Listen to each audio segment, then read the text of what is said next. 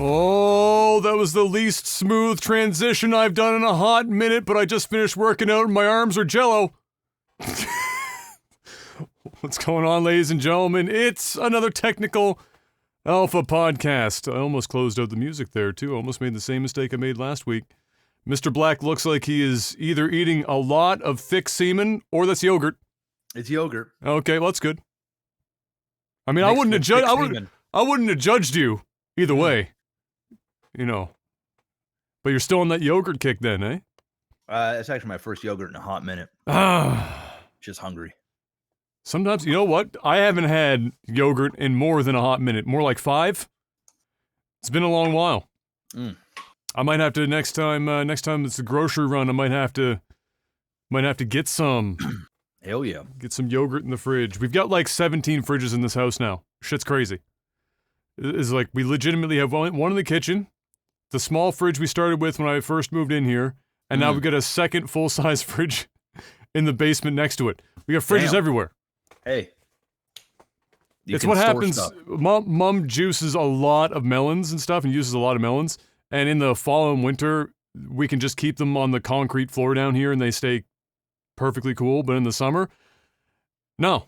Hotter than Satan's asshole. It's not happening. It is. Well, I'm in the basement right now. It's 25 degrees Celsius and I just turned my computers on. I just turned on the AC. It's 24. And 1 second. Close the... Yeah, don't cool the outdoors down. Yeah, close my window now because I just turned the AC on. The outdoors not paying your electricity bill. No, I am, and it's not small. But yeah, it's another Take Off podcast. We got another great show lined up for you for today. As always, thank you for stopping by. If you're new or otherwise, if you don't know what we do here, well, we talk about video games, at least for a good portion of the time, and then we try and talk about movies and TV, although that's becoming increasingly difficult as Space Godzilla has kind of completely massacred the industry, but that might be coming to a close here for at least a time, which we will, I'm sure, talk about here when we get to that part of the show. But before we get to that, as always, Mr. Black, how was your week? Are we back to saying it was just another week, or did you actually have some other shit go down? It's basically the same as last week. I saw a hint that you sold a toy and you got a new toy. Now either you got a really big vibrator or you paid for another fucking a thing that you can, got wheels and a steering wheel. What happened? Yeah. I sold my motorcycle and I got an ATV.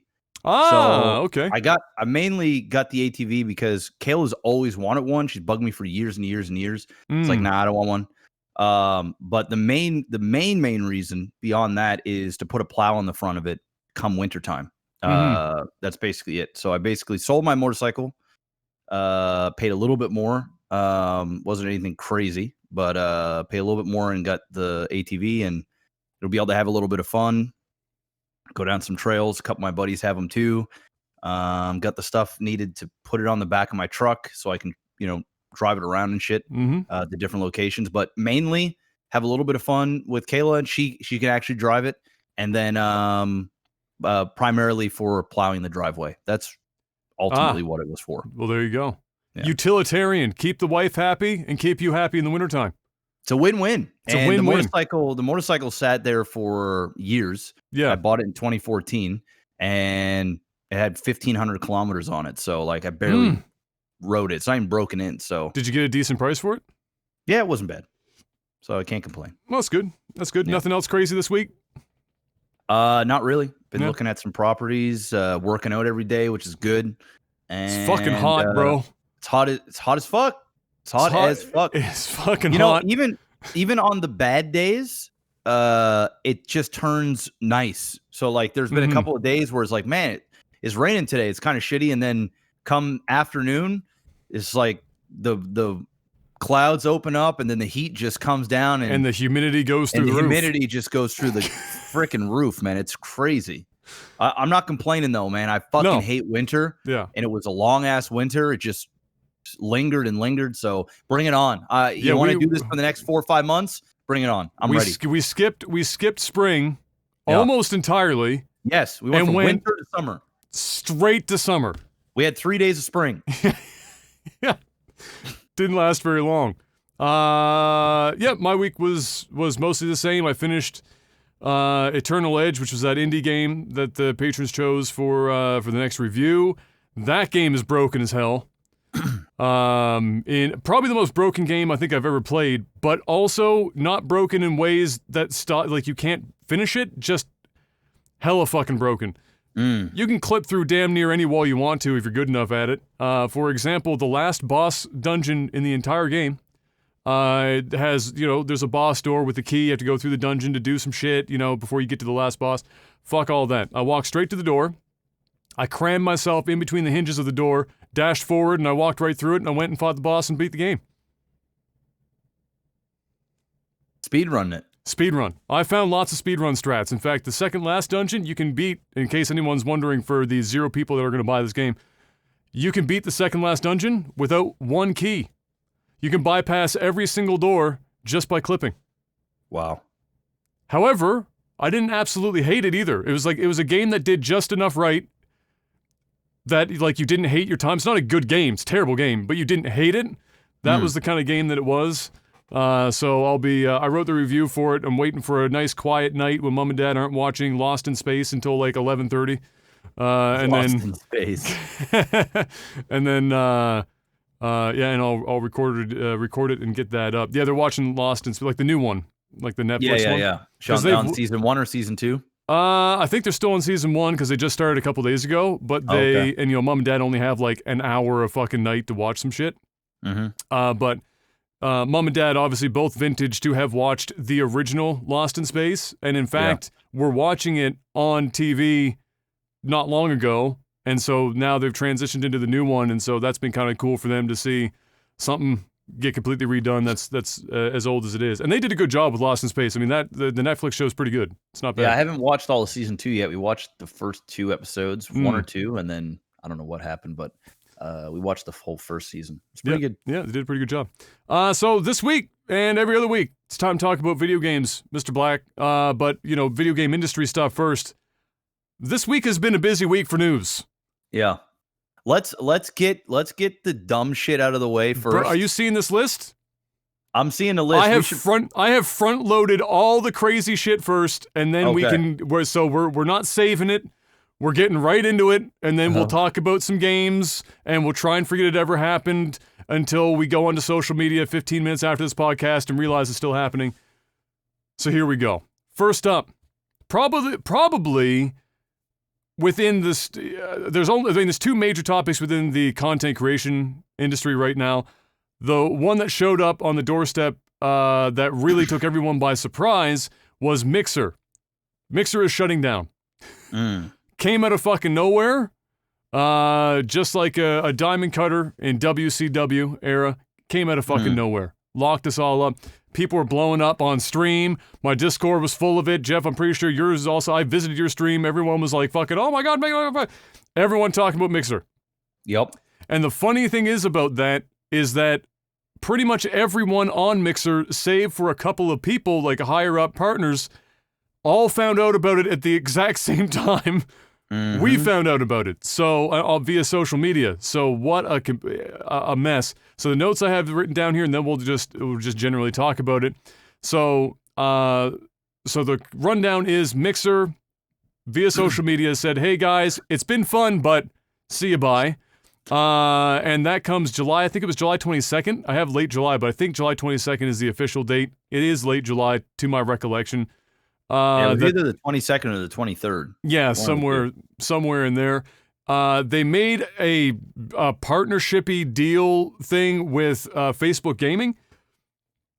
And so any partners existing, to my knowledge, on Mixer that want to transition over to Facebook Gaming, they have made that avenue a possibility for them to facilitate people going to that platform during this time.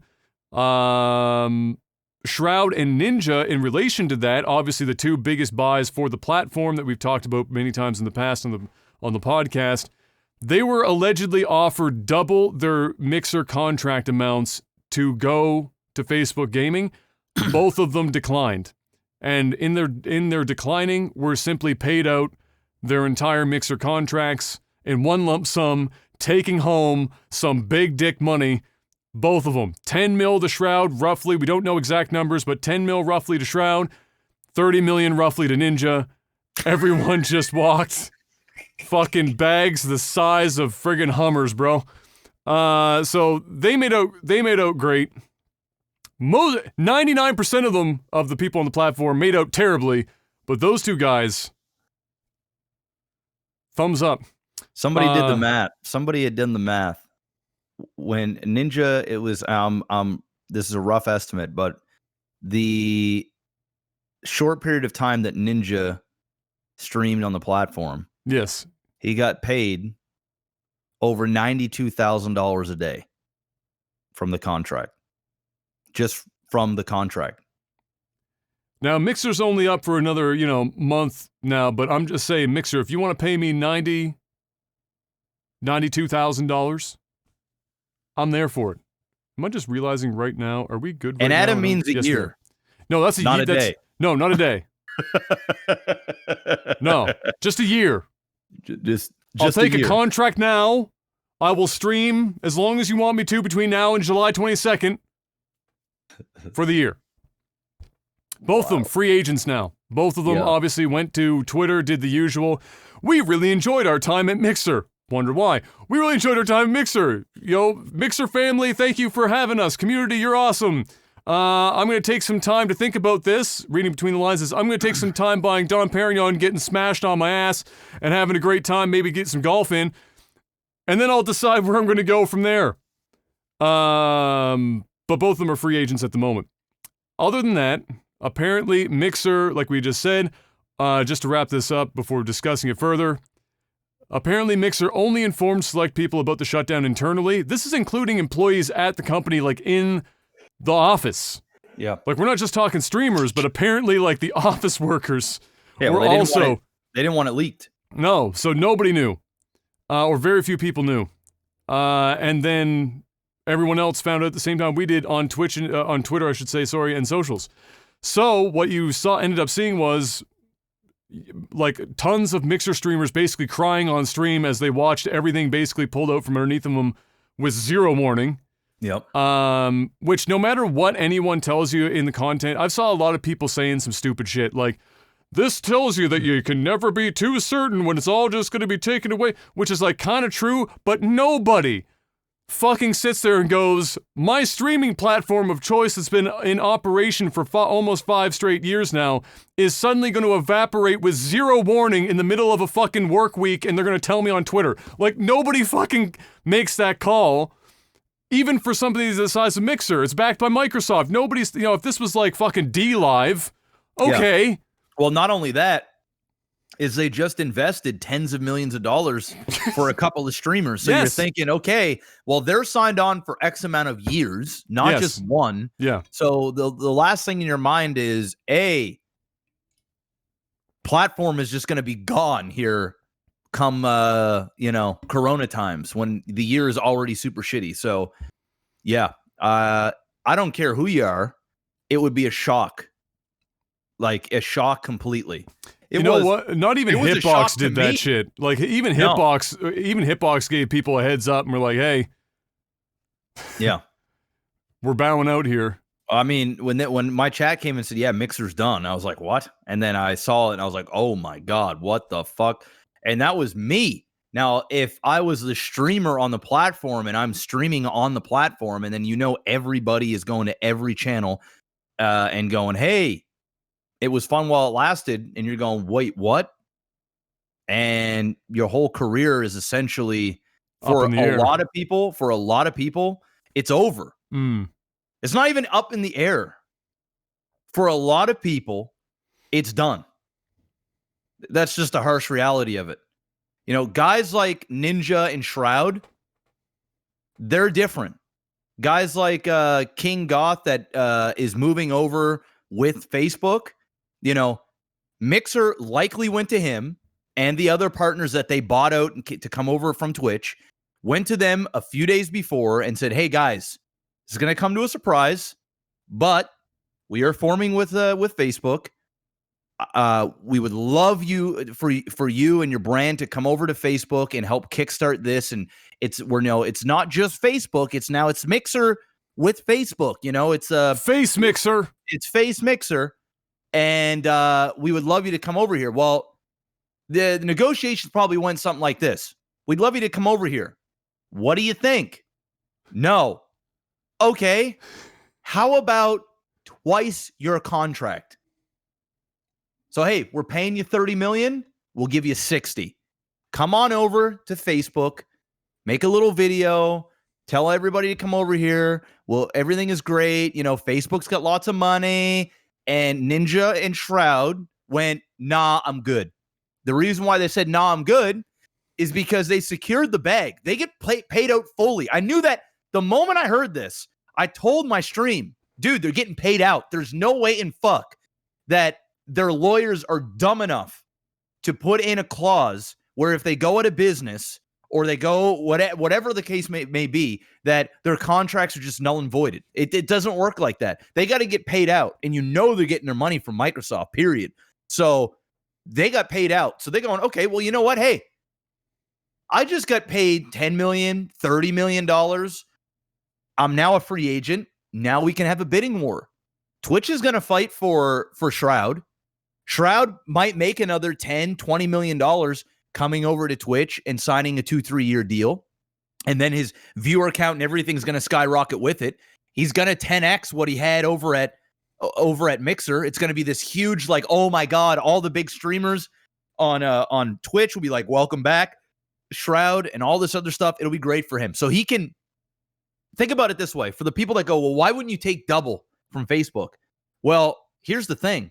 If he takes, say, $20 million from Facebook, he could get the $20 million from Twitch or even half from Twitch, sign a deal. Then he's going to make even more money on Twitch than what he ever would on Facebook. So that's going to make up the difference. And his growth and his brand growth from that point, from a contract that he would have went over to Facebook, by the time that's over compared to when it would be over on Twitch, he's going to grow exponentially. On Facebook, he's not going to grow. He's just not. I don't care what anybody says.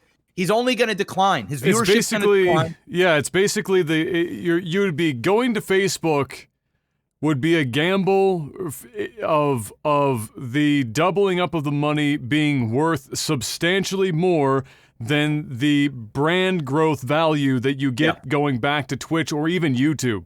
So, because both of those platforms would do fine for either of them. They both have massive YouTube presences already, so it's not like it would kill them. Twitch would be the best for both of them from a that perspective, but YouTube would be close enough, especially for both of those guys, that if they got a decent enough offer, YouTube would probably make just as much sense from a brand perspective.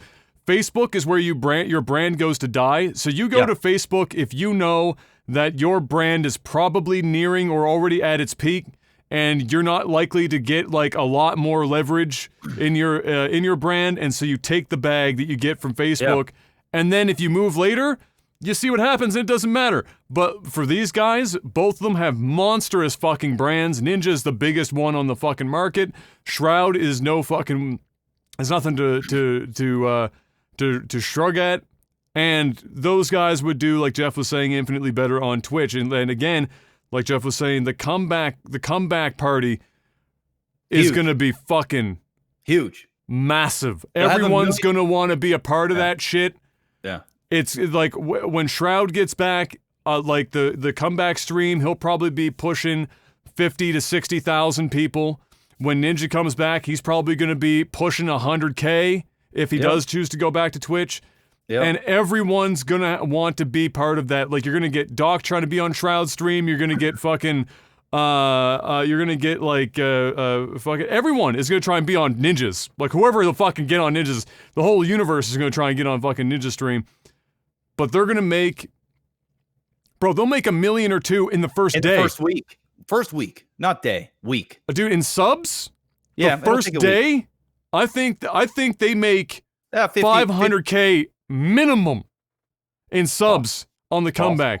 It's possible. Especially if Twitch is buying them out and Twitch is going to push the comeback stream. If they just came back and there was no deal and they just went live, it would still be fucking huge. But if Twitch actually offers and they come back and then they make a big fucking deal of it, and even dumber would be if Shroud and Ninja came together and streamed together on the same day, bro. Yeah, it's big. That's Arnold Schwarzenegger and fucking what's his name high-fiving each other, fucking just massive biceps and shit, just coming together, money everywhere. It's big. It's fucking huge. And so then you have the other you have King Goth who is moving over to Facebook, and his position's different. Yes. Because think about it, right? I don't know what his contract is. Obviously, it's not anywhere near as big as Shroud and Ninja. He might have hit $1 million. That's probably what I was thinking. 7 figures, right? So say he had a 7-figure deal for 2 years. He's going to get paid out. And if he didn't get paid, well, he's actually not going to get paid out now, but instead they're probably just doubling up. So he might have the chance to make twice as much if assuming they're offering what they offered Ninja and Shroud to keep their premium content creators to go over. And there's value in that for Facebook. So it makes more sense for him to join because he wouldn't have as big of a pop or a back end pay. You basically get to re-secure the bag again for the people that went over to Mixer. For the most part, they knew they were taking a hit in viewership. There was no way that their streams were ever going to be bigger than what they were on Twitch under any circumstance. So they knew that, but the bags were big enough that they could just go ahead and do it. It's like, who cares? You know what? Worst case, I go there for 2-3 years. I make a few $1 million and then I can go back or whatever. Well, now they have the opportunity to double up on that again. So for some streamers that got bought out, why wouldn't you go to Facebook? Because your position is only better. You might take another hit in viewership, but you're getting double the pay. It's like, hey, you take a 70% hit going over to Mixer. Why not take another 30% hit and they're going to pay you double? Bro, why not? Bro, here's the play. In my heart, I believe that Shroud goes to Twitch and Ninja goes to YouTube. But the biggest dick play is Twitch locks both of them up. They come back, they team up with Riot, and they simultaneously play Valorant the same day together on the platform for their comeback. The fucking viewership for Shroud and Ninja playing Valorant together, with whatever promotion that Valorant would put on top of that, plus Twitch, would be fucking... It'd be big. It'd be intergalactic. I don't see Ninja going to Twitch. Neither do I. I think YouTube is going to pull out a gigantic check for Ninja. Yeah. And he's going to go there. His audience is younger, and that's where YouTube is right now. Dude, his viewership is going to skyrocket going from YouTube, from Mixer to YouTube. So it's going to skyrocket. Will it be as big as Twitch? No, it won't be. But he already has an audience there in a funnel of people that watch him all the time. And I really think the way Ninja's going is I think he's more of a YouTube personality than he is a streamer at this point.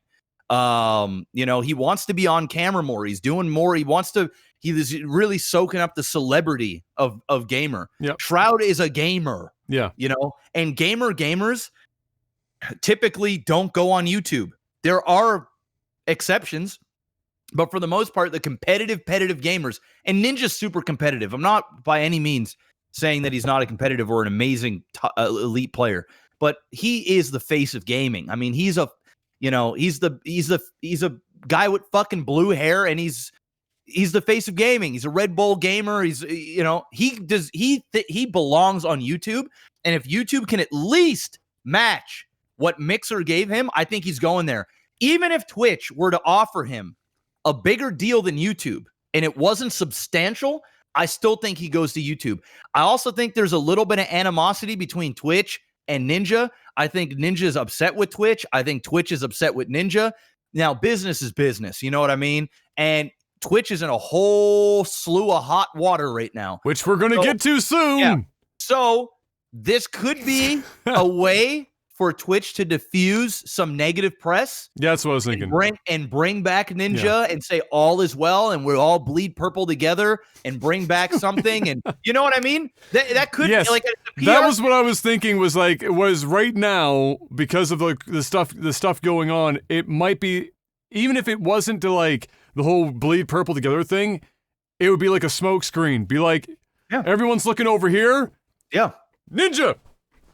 Just fucking throw that shit out into the field, and then everyone's like, oh shit, Ninja's back! And then, like, at least most, like, not most, but a lot of people will be distracted. The core base, not the people already public outcry, but the general public looking at Ninja going, oh, shiny rock! And then, like, everything else just doesn't matter, right? Yeah, so it's an interesting thing. Circling back around to the streamers on Mixer. Yes, yeah. I feel horrible for them. That's fucking really shit. Do. Because a lot of these streamers have essentially gone to Mixer, built a career, built a living on Mixer, and they worked hard to get that position. They took a risk not going to the big juggernaut. That was a strategy for a lot of streamers. Hey, Twitch is overly saturated. It's too big. You know, Mixer is backed by Microsoft. You know, if you get in early, you be consistent, you can actually become a star of the platform. You know, you could become the Shroud or the Ninja or the Doc or the Tims or the Summits of Mixer. And so there were some streamers that did really, really well on Mixer. Yes. Unfortunately, for a lot of them now, you know, going to Facebook Gaming is really not good at all. Not only that, so I had a conversation about streamers moving over to different platforms not too long ago on my stream. And people said, hey, Shroud, Ninja, whoever, the ones that are moving over to Mixer are fucking sellouts. They're sellouts. They left their community high and dry, and they did it for the money and blah, blah, blah. So I have two arguments. The first one is, well, they worked their entire career to be put into a position to actually secure the bag. So congrats to them. They've done what virtually almost anybody would do when you're working in a workforce, in a workplace. If you, for example, say you're an engineer and you're creating a fucking robot, for example, and this little robot does little tiny things, and you start to get better and better, and you keep going for years and years and years. Maybe you start off at $100,000 a year as your salary, and then all of a sudden, NASA wants you. You know what? Even better, Elon Musk wants you. They want to hire you. And they're going to pay you $1 million a year because you're a brilliant mind that worked your ass off to get really, really good. But you've been with this other company that has been with you since the beginning, ever since you got out of school. And you really helped them and put them in a position to succeed, and they helped you, and you have a relationship, and you're friends with the boss, and all your colleagues and friends are there, and you're a big happy family. Well, Elon Musk calls, and he's willing to pay you 10 times the amount of money that you're getting paid. Hell, 5 times the amount of money, 3 times the amount of money. Well, what do? Are you a sellout because you've worked your whole life and you're being acknowledged and rewarded for that? And so you go, but your colleagues get jealous. They don't like the fact. They think that, oh, I do what you do. Why isn't it me? Or you've got friends calling you a sellout. Oh, you joined the dark side. Elon Musk smoked weed on the Joe Rogan podcast. He's a fucking idiot. Oh, his stock is way too high. It's definitely not worth what it is. He looked at, he said this and that. How could you support a man like that? He named his child a random string of characters. But that's that, and so I go to the people that complain and bitch. Fuck off. It's just really that simple. They work their ass off, and they're in an industry, and literally, we just saw it. We're in an industry where it can go tomorrow. It just happened for thousands of streamers. Gone. I've been saying this. How do you not expect somebody to secure a bag for their kids' when it could go tomorrow? So it pisses me off. So good on them. But unfortunately, there are a ton of people that are going to get fucked. Because the reality is the same cocksuckers that complained and bitched and moaned and did hate posts and hit them up on Twitter and all this stuff about from going from Twitch to Mixer, when Shroud and Ninja didn't change their brand. They didn't change the games they streamed. They didn't change the way they talked. They didn't change their gimmicks. Nothing. You know what they changed? A URL. And those same motherfuckers that bitched and called them a sellout, and the entitled cocksuckers that were like, I made you. Without my viewership, you wouldn't have this deal. I don't want to go to another URL. And so they cry. And unfortunately, the fact that people at Mixer are now morphed into a different URL, whether or not people agree with it or not, tons of people will never go to the other URL. So the people that are averaging 500 viewers on Mixer and they go over to Facebook Gaming, welcome to 150 club if you're lucky. And as a streamer, I can tell you this, and because the majority of the streamers on Mixer are not getting paid like the ones that are getting bought out and are incentivized to go over to Facebook. They're just getting your same run-of-the-mill partnership with the same run-of-the-mill CPM rates and your subscription rates, and essentially they just got chopped into a third of what they were. And psychologically, after you've done building up what you've had, and then you boot up your stream for the first time on a whole new platform, which, by the way, does not even run like a regular streaming platform, that's it. For a lot of people, they're not going to get over this. It's over. It's like you pretty much are better off going to Twitch than you are with Facebook, unless they are really incentivizing you on the back end that I don't know about. Like, hey, we're going to push you. We're going to, and even when people say we're going to push you, it's all fucking full of shit. They ain't pushing nobody. They have to pay you monthly, yearly, guaranteed money to stream over there. So you come back over to Twitch, or you come to Twitch for the first time, and what's going to happen is the same thing that happens from Mixer to Twitch and from Twitch to Mixer. You come over, your viewership is going to tank. When you tank, you're now in this saturated fuck show with about a bajillion other streamers. And where do you go? What do you do? So for a lot of these guys, I feel horrible. It's not right what Mixer did. Because guess what? Well, can we change this? Sure. Except for the absolute top of Mixer, 1-2 people, nobody else at Mixer knew about this. I think this was just Microsoft coming to town and let the people at the very top go, hey, we've already worked out this deal over the last 3-4 weeks. Mm-hmm. Shut her down. So like when we say Mixer's fucked everyone, it's really Microsoft fucked everyone. No, that I agree with that because somebody at Mixer doesn't go, hey, we're just shutting this down. This is it's Microsoft. I don't like my job, so I'm going to shut this down now. It's like Twitch. Twitch doesn't go, hey, I'm shutting this down. Even the CEO of Twitch, Emmett, doesn't go, hey, I'm shutting it down. Amazon goes, hey, I'm shutting it down. You know what I mean? It's no different than Microsoft, than the CEO of whatever Mixer, whoever was the CEO of Mixer. They don't make these calls. The owners make the calls. The overlord, so to speak.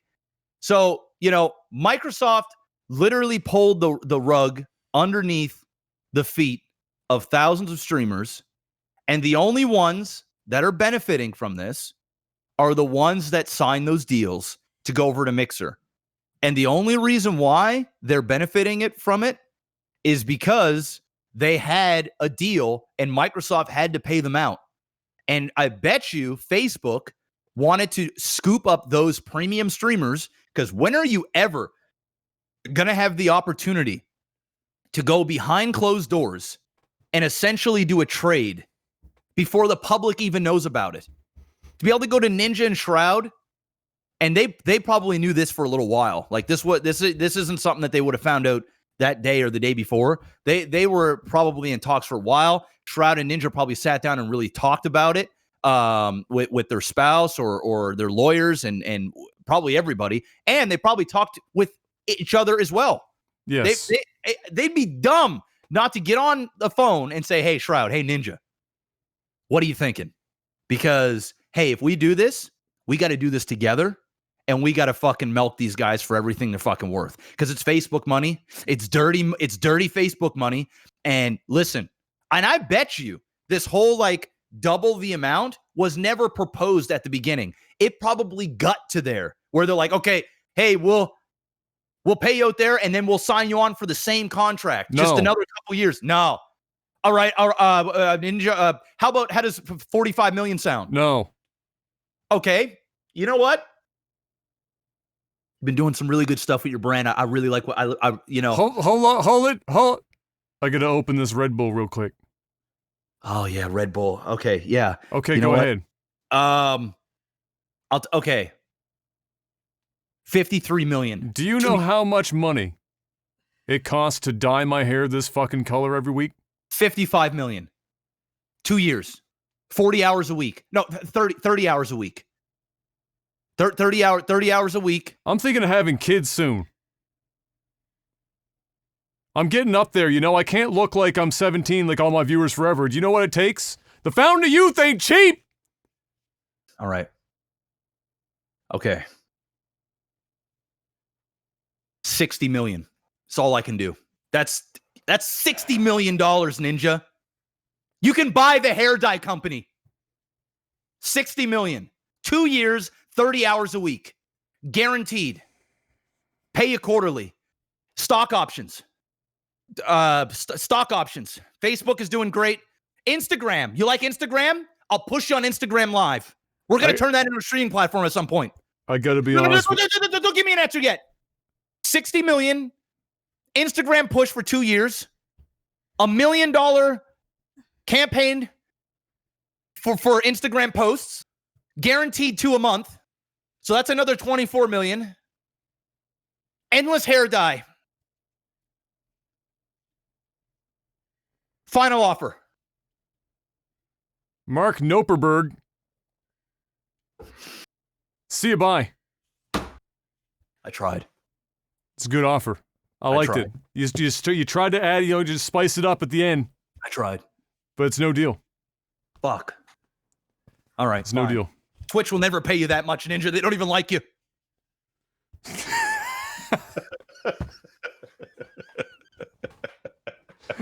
That's exactly what somebody who's salty would say. They don't even like you. They don't even like you. Why would you go over there?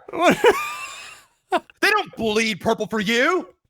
You can bleed blue. It's the same color. Facebook's blue and your hair's blue. It's a perfect match. Come on, Ninja. It's a different shade, unfortunately. It's more like a Twitter blue. You know, you went from 5,000 viewers to Mixer. I can guarantee you 2,500 on Facebook. Double the money. Do you know how many middle-aged women we can get your shit embedded on their channel? So many. It's a shit show. Yeah. It's a shit show. Yeah. My guess is Ninja goes to YouTube, Shroud comes to Twitch, or there's a Hail Mary and they both come to Twitch. And they spend a lot of money on both of them. A lot of money. Because Ninja's not coming back for cheap. He's not. Look, and you know what? With all the shit going on right now, Twitch has got even less leverage than they did about 48 to 72 hours ago. Yeah. So, from a brand perspective, they go, guys, if I bring my brand to you, y'all motherfuckers be covering up sexual harassment allegations. Mm-hmm. That's not going to look good on me. I'm going to have to have some assurance that everything is going to be okay, and I'm going to need some insurance in the form of your salary going into my bank account. And so I think it's going to get a little crazy with that. But from from a why did this happen perspective, I think it's pretty fucking clear. Yeah. They failed. We talked about it on the podcast already. the management at Mixer should probably never be in a management position for the rest of their careers. Full stop. Mm-hmm. At the very least, the top management in the company. We're talking about a company who was basically, from what it looks like on the outside, handed a substantial budget from Microsoft. And then Microsoft said, okay, guys, these are our loose goals for this platform as an investment. Here's a shitload of money. Go make that happen. And then walk the fuck away. They put in place their management team, said, good luck, go nuts. What happens? They build out the platform to the point where it's actually quite usable and good. And then once they have that in place, they start buying up some streamers. And everyone's thinking, okay, they've got their infrastructure in place. They're buying up some streamers. You and I said the same thing. This is obviously signs that they're going to make their next big push. Maybe some esports events getting locked up.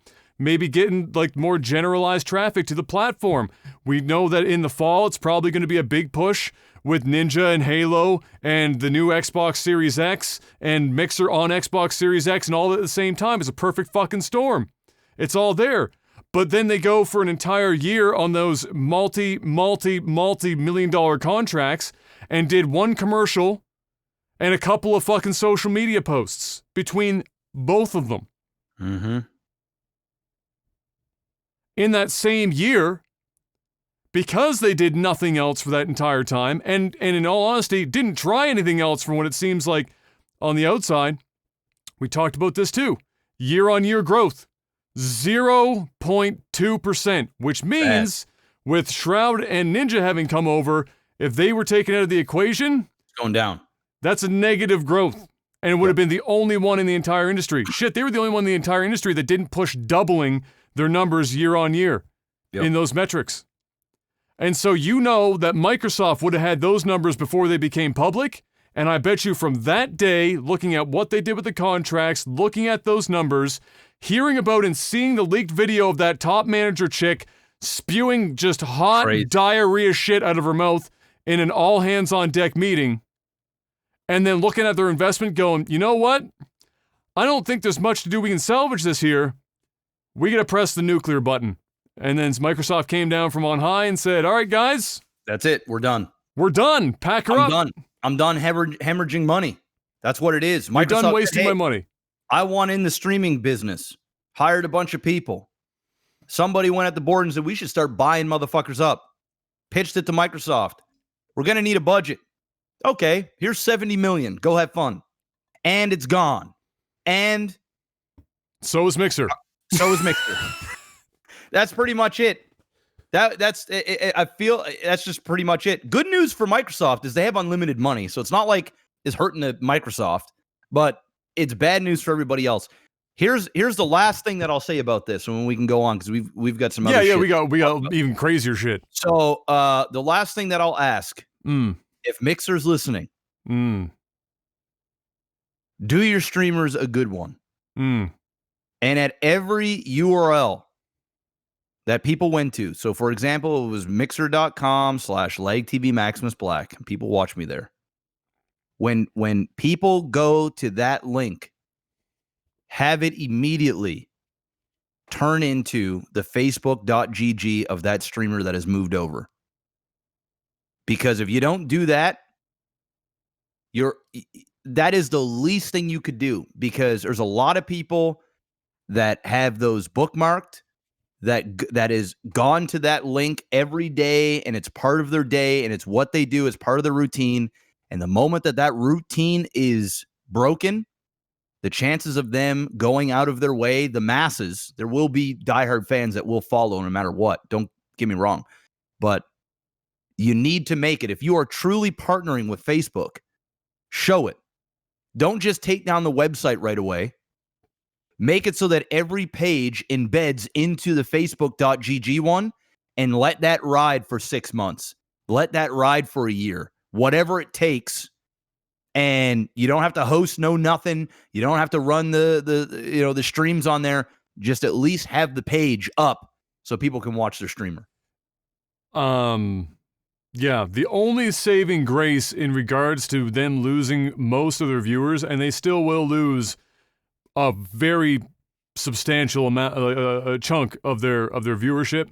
The only saving grace here is that it's not quite the same as somebody picking up and just moving while Mixer still exists.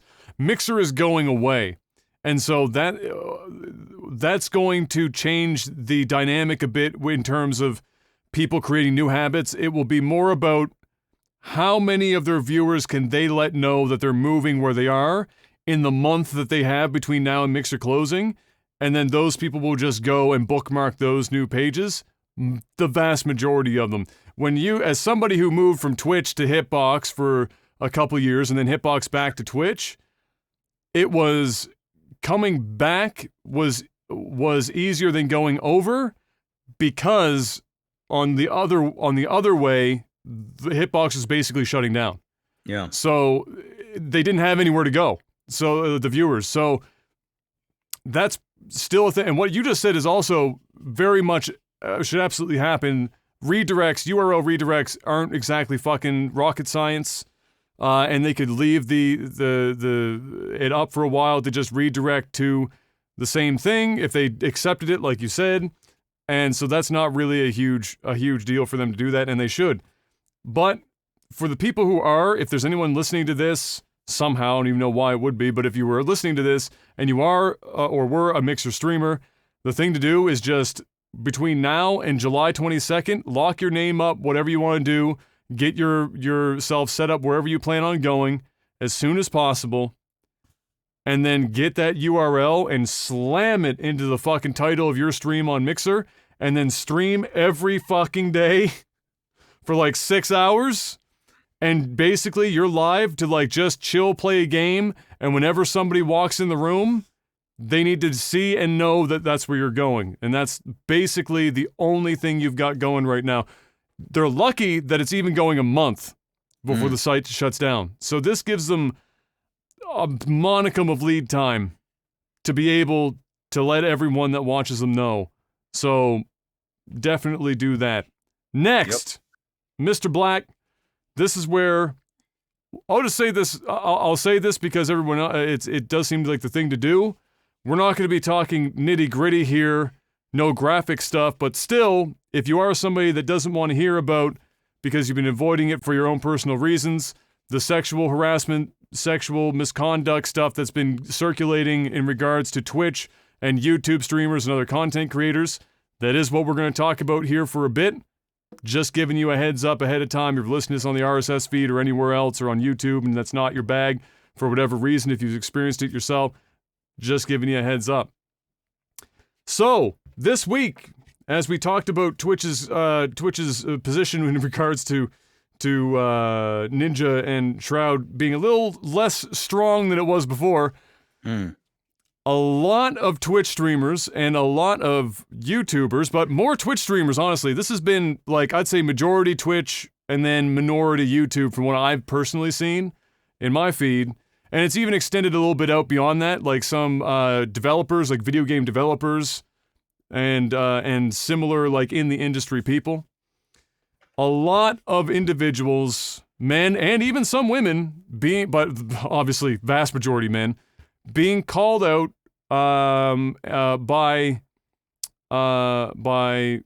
who would, I guess you just call them victims of sexual harassment. And the like. So, I get, I'm trying to like come out how to frame this to just talk about it generally, because there are a lot of cases. Obviously, we're not going to list off every name of everyone that's involved right now. We'll talk about some high level stuff, but if you haven't already seen it, there is, and I wish I remembered to write her name down, but there was one streamer who has been basically, as a second job, I would imagine right now, compiling all of the stories from everyone and all of the names and making that all available in one place, both one in a tweet like thread, and then I think there was a Medium article. Yeah, Panica, Jessica, that's her name. And so she's got this whole, so if you want to know all of like the stuff, or you're interested in you know, how much of this looks valid. First of all, I'll let you know right now, having read nearly every single one of them throughout the week, very few of these are not basically open and shut cases. Like very, very few. And not just because of the story that the individual provided, but the people coming out supporting those people who knew about it but couldn't talk about it publicly because they weren't trying to tell somebody else's story if they weren't doing it themselves. Very prominent people in the industry backing these people up. So, what do I have on my list here? The first thing that I have in this list, because I just added it towards the end, is that Angry Joe from YouTube was actually accused in this list at some point in the last couple of days. He completely denies all of it and has immediately lawyered up and said, I'm not going to talk about, I said, he said basically, it's in a tweet, but he said basically, you know, this did not happen and I'm not going to play that game. Lawyered up. I can't talk about it publicly anymore until my lawyers do their job. So I'll give you guys a public update as soon as I can. But right now, lawyers have to do their lawyer thing. So that's where Angry Joe is at. That was the first one of the bigger ones that I saw. As far as Twitch goes, Twitch put out a couple of releases. Like I think one day and then one the day following or a couple days after. We got a talk from Emmett, like a little written thing from Emmett, the CEO. And it was, if I'm gonna keep it 100, it was the same shit that we saw almost exactly a year ago when the last TOS stuff came up. It was the classic, you know, we want Twitch to be the safest place on the internet to create content, and we're going to work hard to make sure all that is possible and more. Thank you for your patience and please hold us accountable. And like the usual Twitch spiel that we've heard at least 2 or 3 times now. I'm sweating like crazy right now in this room. It's so hot. But yes, that we've heard the spiel before. If I'm going to be real, I didn't believe a fucking thing came out. Actions at this point for Twitch are the only thing that matters. No written anything means dick. Only actions. And speaking of actions, Twitch has legitimately and apparently permanently banned several streamers. Yeah, I'm just reading through some of it now. Yeah. There's like a bunch. So the ones that I have written down here, and you can see if there's any other standouts that you're noticing that I don't have, but the ones that I have written here, for example, Bless RNG, who more people would know for the global emote Bless RNG than the actual streamer himself. That emote is also now removed from the site. Wolf21, Warwitch TV, and I Am Spoon are the ones that I have written down right now. I'm sure there are more. What do you have any others there that you've seen? No, I think there were 7 so far. I think it's 7, but I haven't seen 7 listed anywhere, but there are apparently 7. Yeah. So they are taking steps. They are obviously Twitch. And I think that the reason why those individuals, and I'm speculating, by the way, I don't have any insider information or anything, and I haven't been following this as intently as you. I haven't read all of the stuff, and I've been keeping an eye on Twitter, and I have read some things, but I think the reason why some of those people have been banned and permanently, like there's no chance of coming back, is because they've admitted to it. Yes, yeah. So they have gone and apologized and admitted in some way, shape, or form publicly that they were in the wrong, and then, you know, since they've admitted guilt, they've just been banned. Yeah. Now there is, I mean, I'm looking at that list that you were just talking about. Dude, I didn't even know the list was this big. It's fucking massive. Bro, this is it's no joke. And there are some big names in there, bro. Yeah, there's some names in here. I'm like, what? There's Twitch staff in here. There is. And dude, there's the biggest one of all that came out earlier today that I saw pop up in my feed. You know who it was against? Who? Could you take a wild guess? I don't want to guess just in case. I'm gonna give you. Oh, that's fair. That's fair. That was a stupid thing to say. I'll give you a broad hint though. They never work in the department that they're hit up for on Twitter. I think I know, but I'm not saying. I'm still not. Hassan. Yeah, it's That was the last big one that I saw roll through, and it was somebody who apparently dated Hassan for a short time as well. So, And so not only was there allegations of sexual sexual in nature, but also a lot of discussion in there of how he's abused his positions within the partnership department at Twitch for years. Which I'm gonna have to be honest with you guys, should shock basically nobody that's been if you've been on Twitch long enough, that not the sexual part, but the abuse of the position part should not shock literally anyone. yeah, this shit is crazy, bro. I'm seeing some of this list, and I don't like saying names. I'm not gonna say because like it's such a like. Well, me, that's why I only listed those ones because they're the ones that were like already banned or dealt with, etc. Yeah. Yeah, because for me, it's like, all you can do is believe these individuals that are coming out and saying these things. But at the same time, the accused also have the right to be able to defend themselves if they so choose. So, I don't think many of these people are going to be defending shit. I think most of them are going to take the I'm just going to bow out of this one. Yeah, because I've been reading some of this shit, and it's not hard for me to believe the vast. The vast. Dude, when Dr. Lupo shows up on some of them and goes, "Yes, this happened," you go, "Oh, yeah. All right, well." Because, and this is coming from an individual that has been to these Twitch parties, yes, these gaming conventions. Yes. I've seen some shit. And they didn't even have to be drunk to do it. No, I've seen some shit. And I can tell you, and I put out a tweet there not too long ago where I said, I think all of the Twitch parties from here on out, they should be dry. There should be no alcohol served. It should just be a place that you can go network that is safe with some good food and celebrate gaming. I don't know why. And it's been like this. I've been with Twitch now for, it'll be 9 years full time in September. It's actually been past 9 years since I've been on Justin TV. We're going on 10. Yep, we're pushing 10 years, bro. We're pushing 10 years. Yeah. I have been to probably within the 10 years, on average, one event a year. So whether that's PAX East, that's an MLG, that's a TwitchCon, something. And Twitch, in some way, shape, or form, has been at every single event that I've been to. And they've put on parties for their partners. And since the platform has gotten bigger, not only has it been increasingly harder for seasoned streamers to actually feel like part of the in crowd, and they just it becomes, when tickets go on sale, it's literally like a frat party mentality. You go to a TwitchCon or a PAX or whatever, and you go to the Twitch booth and you try and get a bracelet, and then they literally give you like drink tickets, like literal drink. You go to the door, and in some cases before, and they're like, hey, here's drink tickets. And then there were times where it was like, hey, it's open bar, as in like drink whatever you want.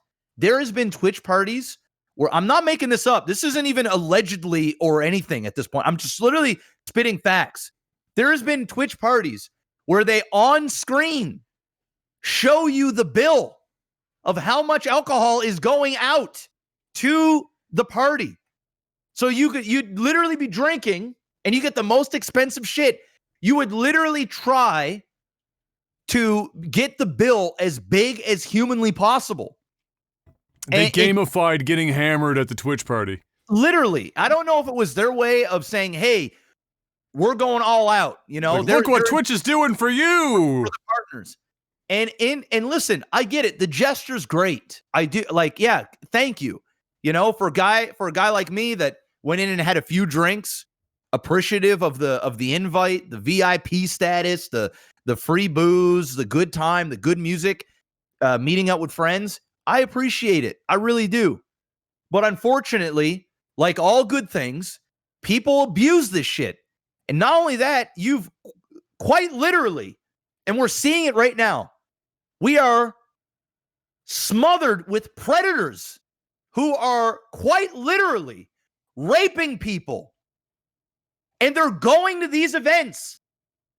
They're running some of these events. Exactly. They're literally running these events and being part of the party and forcing themselves on women. It's fucking wrong. It's crazy.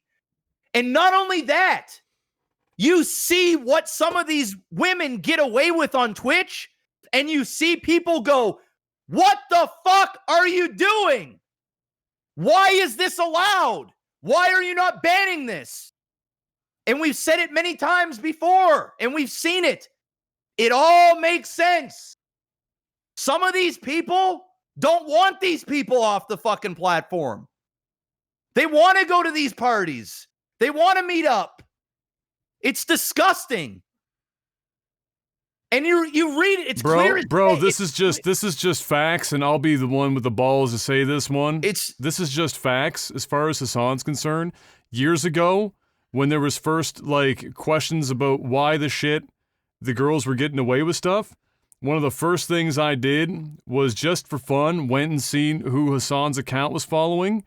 It was literally just an entire full block page of streaming stream girls, not like girl gamers, but like the classic. Yeah, I know exactly what you're saying. And and he's not the only. I won't just call him out, but there are other Twitch staff that in the same time same idea, bro. This is no secret. No, there's no fucking veil over this shit. Nobody's getting mind fucked about the fact that people get away with this stuff. Nobody is shocked and awed that some of these Twitch staff are abusing their positions. Anyone, like you said, like yourself included, gone to any of these events, Twitch or otherwise, has seen the blatant male versus male predator attitude. A bunch of nerdy, sweaty, never fucking had to do to be able to do anything with a woman in their fucking natural lives until they had just a fucking tiny bit of fame, just enough so that when they get to these events, how many times, dude, have you heard vocally out loud somebody say that they can do something for somebody else's career, and it's a guy talking to a fucking girl at one of these events? How many A lot. I can't count. It's endless. Dude, it's like that for guys too. I can't imagine how bad it is for girls. Bro, if you even cross the wrong people as a guy, it's bad. As a woman, it's terrible. In a male-dominated industry where they have every right to be treated as equal, but yet, from what I'm reading, and the list is big, bro. It's like every day there's like fucking... The list is just getting big, and I'm reading it, and they all have the same fucking themes, dude. They have the same themes. They're getting treated like fucking pieces of meat, bro. They're getting treated like fucking dog shit. And it's wrong. It's wrong. And I'm like, it's pissing me off. Dude, how fucking hard is it to not overstep your bounds with somebody? Why is that so how can it be so fucking difficult? Can you want to know what I think some of this is? And you know what? Call me stereotype. I don't give a fuck. But a lot of these young, successful streamers, and I'm talking about these predatory fuck boys that need to get the fuck out the industry. Straight up. And I hope Twitch bans them all. And I hope Twitch gets rid of the fuck boys that they have inside doing the shit that's getting called out for this stuff too. Assuming that what these allegations come back and they're valid. They're valid. I'm going to go with probably. Probably. There is a chance. All right. I don't want to fucking throw people out on the stake for the sake of throwing on the stake. But what I'm reading here is a mountain of evidence. Bro, the level of chance of this not being the fucking case most of the time is Jim Carrey and Dumb and Dumber going, so you're saying there's a chance. Exactly. That's the level of chance that we're talking about. What really needs to go down is, and let me circle back as to why these guys yes, of course, yeah, can't seem to fucking chill out. and know when a woman says no, or know when shit is uncomfortable and you're going past your boundaries. Listen, as a dude, first of all, I'm going to go upstairs and give my wife an extra kiss when I'm done, because I'm just fucking grateful to all fuck that I've got a good solid base, and that I'm not even remotely near any of this fucking shit. Because I'm telling you right now, dude, as a guy, and I'm sure that all of us can relate to this as dudes, as straight or gay, it doesn't really matter. But I'm coming this from me, as if I'm flirting with a girl, which I haven't been able to do for a long time, but if I'm hitting on a girl and I'm trying to, there were days when back in the day, I used to go to the bars and I used to try and get laid. I'll be honest. Hey, like most other guys. There's a difference between going to the bar and trying to get laid and going to a bar and forcefully getting laid. And I'm gonna and this is what I'm saying here is there's a difference between flirting and trying to shoot your shot, and being young and having fun and hooking up and all this other stuff. There's like this level of like, okay, this dude's just trying to shoot a shot. I'm going to reject him. And that's it. Guys, when the girl says no, when you feel that the atmosphere, if you're not getting a really, really fucking obvious, excited response to you and your fucking micro dick hiding between a mane of pubic hair you've been fucking combing for the last 10 years, yeah, walk the fuck away. As a guy, and we all know this, and you're trying to shoot your shot, and you get vibes when a girl is feeling it and when a girl isn't. Even if she says no, you gotta have the common sense to know when you're going too far or what you can and cannot do, period. And the problem is, and I'm circling back around, the problem is this. A lot of these young, successful streamers and people within the industry, the ones that have power, they're making 6 figures, sometimes 7 figures a year. They're young. They're celebrity-like. So you go to these events and you walk around with your chest out just a little bit more. People know who you are. Girls obviously want to be around you, whether it's sexual or not. In a lot of cases, it's not. They're just happy to see you. Holy shit, this is my favorite streamer. Oh, I've looked up to this person. Hey, can I pick your brain? Can I do this? But these individuals, these predators, they use that shit as a means to corner, to manipulate, to pressure, to all these words that are fucking terrible. And they might start off with them shooting their shot, but a lot of these cocksuckers don't know what no means. They have yes people around them. They get whatever they want, whenever they want. And a lot of them are little fuckboy, nerdy little fuckboys that never had a girl in their life, too scared to go out and actually meet somebody the right way and fucking take the time to get to know somebody. Instead, they want to see your tits on a fucking camera. They want to invite you out to some place. They want to sneak up to your hotel room. They want to use their power as a way to get in bed with you and try and pressure you into this and say, oh, you need to do this or you need to do that in order to be successful. And it's crazy. And those assholes need to get the fuck out of the industry. It's wild. And you see it all the time. And it's not just the gaming industry. You see it in many industries. But it just so happens that this is bad, bro, because we're all young. There's a lot of alcohol involved at a lot of these meetups, and a lot of these are meetups. This is where a lot of this shit has been happening, at these cons, at these conventions. And they need it pisses me off. Even that's why I haven't reading too much of this stuff, because I've seen it for so long. And in some way, you almost have a level of guilt because you're part of this industry and you've seen it happen in front of your eyes. And you go, what the fuck? And then you're scared. I'm happy that we're actually able to talk about this, because if we said shit like this a month ago or 6 months ago and you started calling people out for it, you'd get in trouble, because you'd be the one that is putting your neck out on the line when nobody else is willing to put their neck out on the line. So now the women are coming forward. I don't give a fuck. I've seen a bunch of these creepy cocksuckers. And they all need to go. All of them. It's crazy. Yeah, it's like you wonder why when everyone's like, why aren't there more people? Why aren't there more women in this industry? Why aren't there more women out here doing this shit? I can't fucking possibly imagine why they might want to fucking avoid it, or in some cases just get fucking stonewalled because they're not out sucking micro dick every day of the week.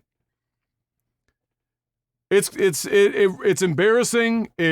All I can say is that so far, I am fucking thrilled that nobody that I've ever networked with personally that I can think of has been called out. Thank fucking God. Yeah, because pretty awkward. And nor can I think of anyone off the top of my head that I've ever associated with that would be that way. That I can. I thought of a couple, and those couple that I thought of got accused. So it doesn't surprise me any. Yeah. But they're not acquaintances. I don't talk to them. I don't hang out with them. I don't really know them. But you just figure, and I'm sure a lot of people in the industry thought when this was going down, thought a person or two, just thought like, oh, I wonder if my suspicions are right. Yeah. And a couple of those, bam. So here's the bigger problem, is that Twitch has some systemic shit that's going to be likely holding this stuff back, and hopefully it doesn't in terms of holding, when I say holding this stuff back, holding back solutions and stuff actually happening to try and make some of this stuff right, and not just banning people who come out and admit that they did some shit. That's easy. That's like bare minimum. Twitch right now is doing like the entry point of what would be expected of them. The thing that really, it didn't shock me, but I was surprised to see the people that were talking about it talk about it. Justin Wong, who, if you don't know who Justin Wong is, was one of the VPs for Twitch. And between him and Gunrun, I don't know if I can think of anyone who's ever worked at Twitch that you and I would have known since we were on the platform, that you could put more stock in their whatever comes out of their mouth in terms of Twitch. Like what they say is, you just take it for fact almost immediately. You don't need to question them. Their integrity level is, let's just say, higher than some people we talked about earlier. Justin Wong came out and said that while he was still a VP at Twitch, that he brought up that Twitch, that he will, okay, so I'll bring up the tweet, but he brought up that Twitch has a history of ignoring these exact issues already. So he retweeted this tweet. This came in from Samantha Wong, who said, "These are empty words." This was in response to Twitch's first or second announcement that they made. "These are empty words considering you as a company minimized and dismissed my sexual harassment and continued to let the predator attend your events and gave him live segments at E3 on your official channel." And then Justin retweeted that and said, "I was a VP at Twitch, and I reported this." So Justin Wong reported this to the relationship-owning VP, the head of HR, and the CEO, which would have been still Emmett at the time. All assured me it would be handled. Next year, he was in the same VIP space at the same Twitch event. I was told he was the VP's uncle and an important initiative launch partner. I don't remember ever doing that, working with Pluto Panic. No, I don't remember working with Pluto personally. That's one. But wait, there's more. Also coming from Jay Wong, retweet. Not the fighting community guy, by the way. This, for those who might be confused. This was the one who called out or we say, okay, this comes from Twitter account Starling. I'm sick of being quiet. The CEO of Twitch, Emmett Shear, was asked in an all-hands meeting. If you don't know what an all-hands meeting is, it's exactly what it sounds like. All the important people enter a room together about some shit. An all-hands meeting about partners using their platforms to abuse women. Specifically, using my case as an example. He chuckled, said, "Wow, the things that go on our platform, can't really comment," and moved on.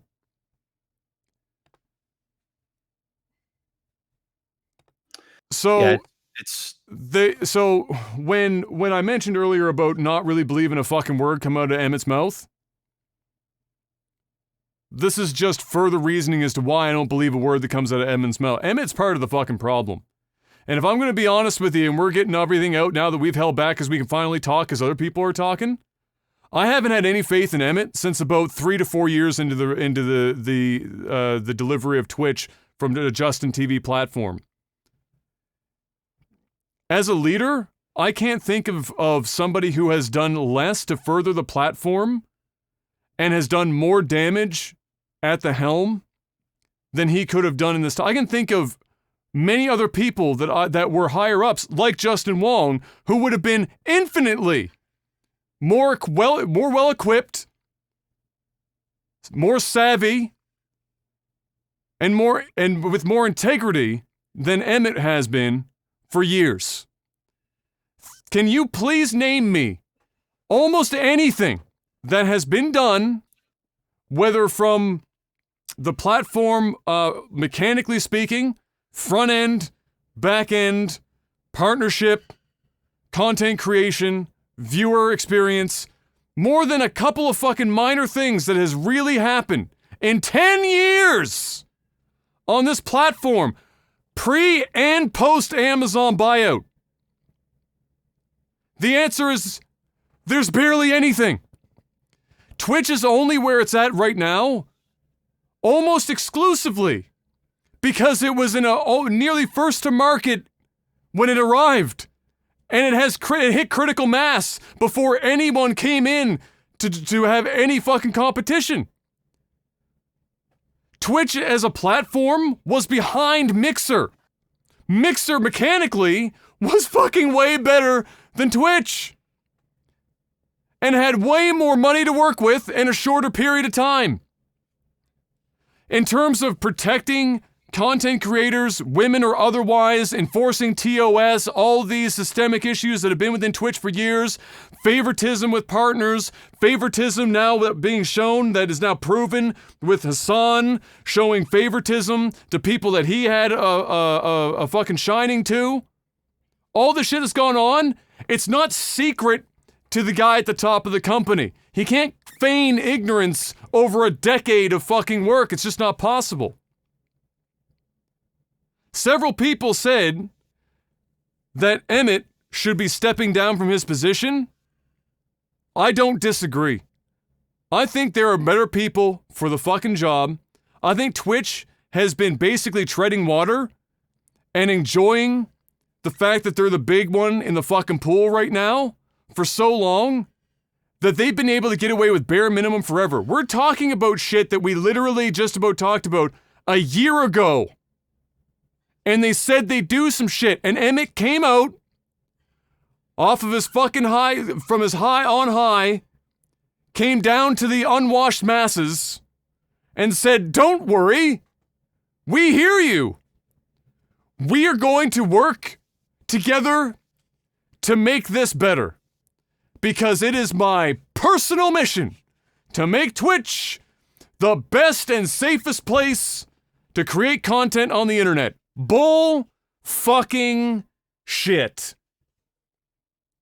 And I can say bullshit because there has not been an actionable thing that I can come up with that has gone towards that statement in the last 365 days, let alone the last 10 fucking years.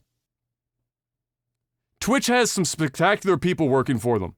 They had, being the operative word, really spectacular people working for them. And like I said before on this podcast, it speaks volumes when and who decided to depart this company.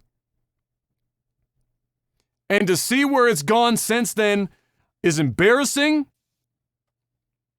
And it does present a problem as a content creator, especially if you're somebody who is particularly invested in this that's happening right now, to sit there and go, this is my livelihood. Twitch is my livelihood. I have a family on Twitch. I have a community on Twitch. But my being here, in no small part, is supporting a system that is hurting other people, despite saying that they were going to make efforts to change it for years and not. And I've seen lots of discussions from lots of content creators say exactly that. Say, guys, I'm between a rock and a hard place right now. If I move my community somewhere else, I'm basically done. I'm dead in the water. But if I stay here, I feel like I'm being part of the problem indirectly. And that's why you saw like the Twitch blackout thing on Wednesday, that even though both you and I agreed, I think we both agree, we get the idea, but the execution, we weren't there with the execution. But that kind of stuff happening is because people are trying desperately to change what's happening versus feeling like they need to move somewhere else. Because you can only blindly look at the platform you're working for so fucking long before you start to feel a little bit or more guilty about the fact that this is the platform that you're helping make millions and millions and millions and millions and millions of dollars every single fucking month. And really, for most partners, I'll ask, what the fuck is Twitch doing for you? As a standard partner, what the fuck is Twitch doing for you? I'm super fucking lucky because when I came back from Hitbox, we still had people that we knew at Twitch, and so I got a good deal coming back. That was about not long after that person left. And that was the only person who I've ever had a direct line of contact with at partnership at Twitch. I can't get a response for anything. Mm-hmm. What the fuck is Twitch doing for you? I want to ask you that fucking question. Besides providing the platform, that shit's a two-way street. It's literally 50-50 for partners 98% of the time. They're getting 50% more, really, but 50% of your shit, and you're taking 50. This is a two-way street. This is not a chicken and the egg situation where people have to bow down and kiss the feet of Twitch for fucking ever. The reality is that as much as Twitch is providing the platform, the content creators are providing the reason anyone's even entering twitch.tv enter. They're the reason why people don't click mixer.com enter, or Facebook gaming, or facebook.gg, or fucking YouTube /gaming/music/ whatever fucking Google.plus. Whatever the fuck they're at now. There's a reason. It's because of the content creators. And I say that and double down on that even more so because of what I mentioned earlier. The site's barely fucking changed. They're not doing anything new. They're raking in money. They're supporting predators, giving them a platform, allowing them to abuse their position, old boys club out the fucking ass, sit around, do dick. Let's put in a fucking safety council. Let's fill it full of people who don't fucking really know what the fuck is, like anyone's ever heard of them or even would suggest to them for them to be there. This Jessie Quill person, I've seen a million people suggest because she's apparently been on Twitch's ass for years with good solutions, not just complaining like we tend to do sometimes, but solutions. She's a problem solver. We talk about Twitch going to streamers when we had this fucking fallout of people's content having to delete 10 years of clips, 10 years of content, all down the fucking drain. Zero tools on the back end. Nothing for content management. And then for Twitch to go to a higher end streamer who went to them a year ago and said, hey, is there anything to be done? And they said no. And so he got a community member stepped up and fucking wrote it in a day. And then Twitch to had the fucking nuts to go to him and say, hey, can you hook us up with that code, bro? Are you for real? So I ask you again and one last time, what the fuck is Twitch doing for you? What's Emmett Shear doing for you? Other than coming down out of his castle once a year whenever there's a fucking like epic social media firestorm. Notice how Emmett never shows up when it's good? He never comes down when times are really good and says hi or does anything. Emmett comes down when his house is on fire. And the smoke's rising up and he's about to get choked. He goes, oh, fuck, hold on. Get the extinguisher. Tell him we're going to do something, please. That's when you see him. And you saw him this week. And I'm telling you now, if you think you're going to see him when this eventually cools off and shit gets good later on and they're having a big moment and the fucking ninja's back or Shroud's back and everyone's happy and the site's doing well, Emmett's not showing the fuck up. He'll show up when TwitchCon comes back. And he'll be like, good news, guys, TwitchCon's back. And that's it. And he'll cash out for the day. Or year. Until the next fucking thing happens. So I'm super happy that these girls are coming out and doing this shit. Because not only is it exposing a bunch of predators that need to get their ass out the industry, but it's also showing more people who aren't you and I, who have been in this industry and at this company since before Twitch TV was even a URL you could fucking visit, who have known the people who worked there from the beginning, who then left, who are still there, and are now seeing the new people come in and seeing what they've been doing, or more importantly, not doing. And to be able to talk about it and see it happening in real time is fucking fantastic.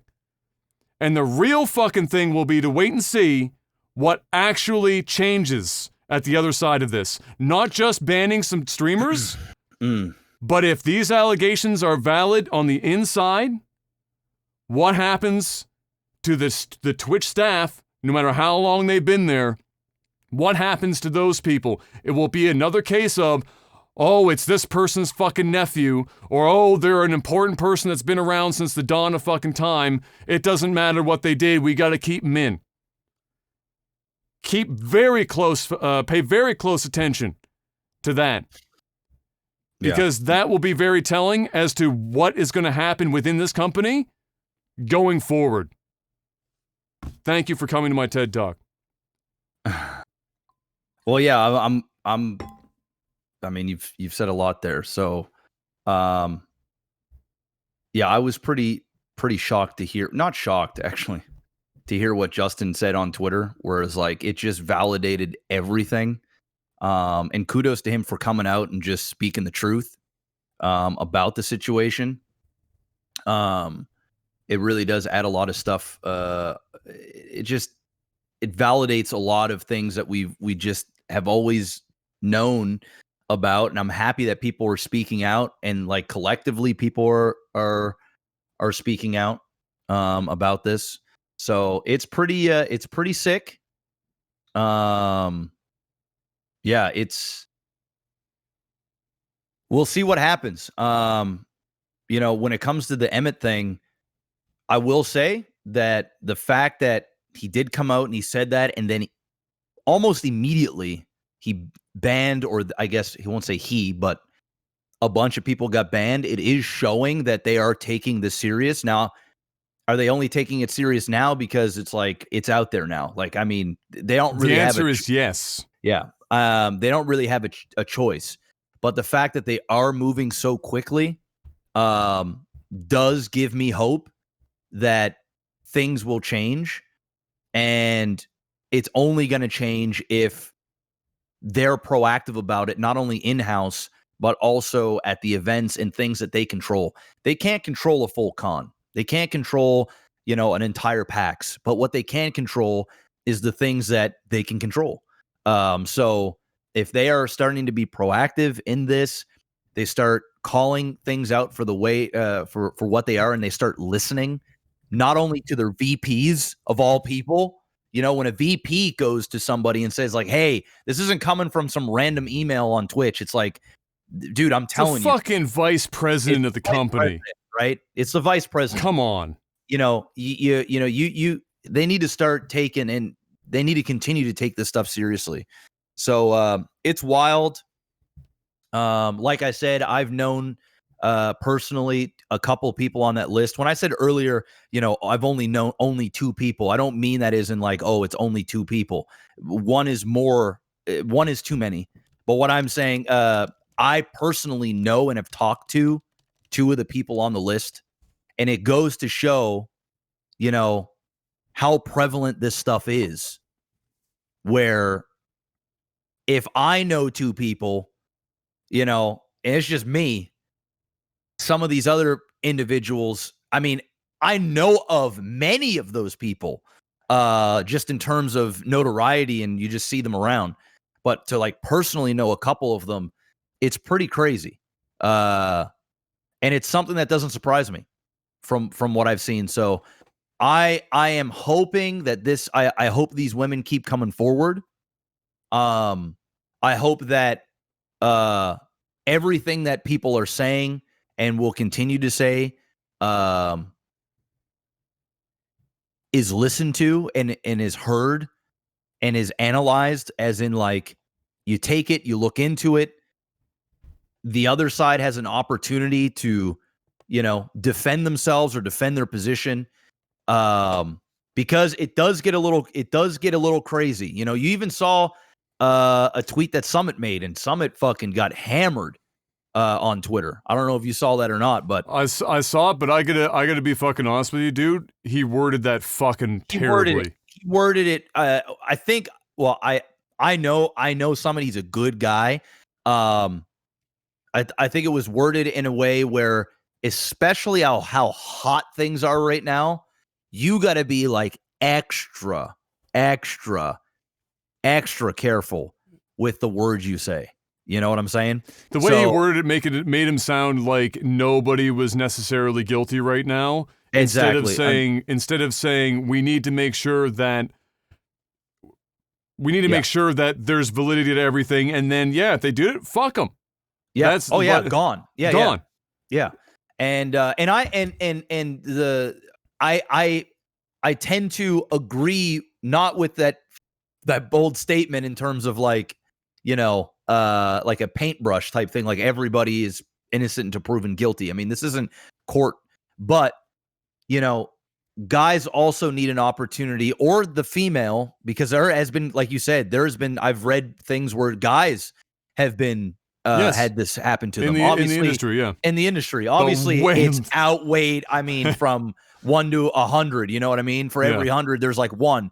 And once again, when I say there's like 1 is too many. Don't think I'm but just undermining. But in the grand scheme of things, yes. In the grand scheme of things. So obviously, just like a Black Lives Matter movement, we need to focus. And we need to focus on both sides, because both sides are wrong. But it is a very clear problem in one area where it is just overwhelming, where we need to work together as a community, as an industry, to fix this up.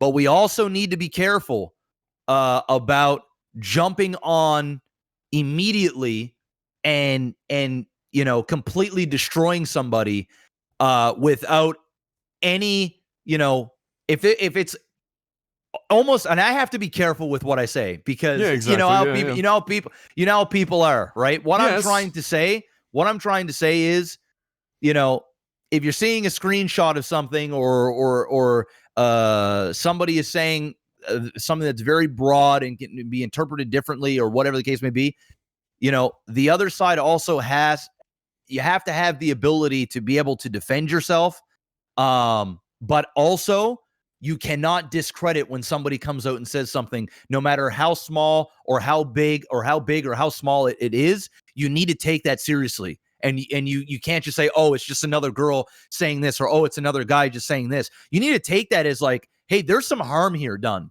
And we need to get to the bottom of this, because this is a problem. At face value, this is a serious problem. And we need to find out, if we need to remove an individual from the situation, because under any circumstance, any type of rape allegations or any type of sexual misconduct to anybody, whether it's physical or not, is very serious. And everything should be taken as truth. But also, we really need to be careful. And I think that is also why some of these people that was mentioned earlier are just lawyering up. They're just lawyering up. They're saying, listen, I can't even say anything, because the moment you say something, it's in stone, and people can interpret it the way they want. They hear one side, they hear the other side, and immediately, the court of public opinion is a very dangerous fucking thing. Yes, that's what I'm trying to say. And it needs to be taken carefully, because things can, for better or worse, spiral. And there has been precedent for false allegations that have unfortunately been righted so long after the fact that it was so damaging that people have had a hard time to come back from it. We saw what happened with Johnny Depp. You know what I mean? Like, so, you see these things, and just like how somebody could say, well, it's only 5%, but it's the same thing with saying, well, it's only, it's like on the other flip coin. Well, it's only one person. Well, one is too many. Yeah. You know what I mean? So I like what Panic said, trust but verify. And I think that's a really good motto to have. If a woman or a man is coming out and saying, listen, I've been sexually assaulted, you got to trust this person, because there's a lot of courage, there's a lot on the line here, especially in an industry that is so closed and it's so interconnected that, like, listen, you rub elbows the wrong way with one person and you could lose everything. And that's why a lot of these women and men have been quiet for so long. They're scared to lose their livelihood. A lot of them are ashamed, embarrassed. And well, look at some of the names on this list. No wonder they're fucking scared. These are some people with massive influence. Yep, powerful people. And you know what? Okay, and I guess so. To end this part, because we got other stuff too. You know what this reminds how Twitch has been reacting to this and hearing what's been happening in the boardroom and stuff. What it all reminds me of. Remember I can't remember if it was during Games Done Quick or so. I can't remember what it was, but there was a big event, and it was when the Trihex emote was getting like crazy spam and with racist intent by hordes of people. Yes. And that was a big topic for a time. And it reminds me or what concerns me about this is if Twitch treats it in a similar way that they treated that, where their ultimate stance with that was, we can't control everyone. Who's to say what's what? We can't infringe on, there's like a free speech thing, whatever. And they didn't want to have any responsibility. And at the end of the fucking day, what I want to remind Twitch of is this. It's your fucking website.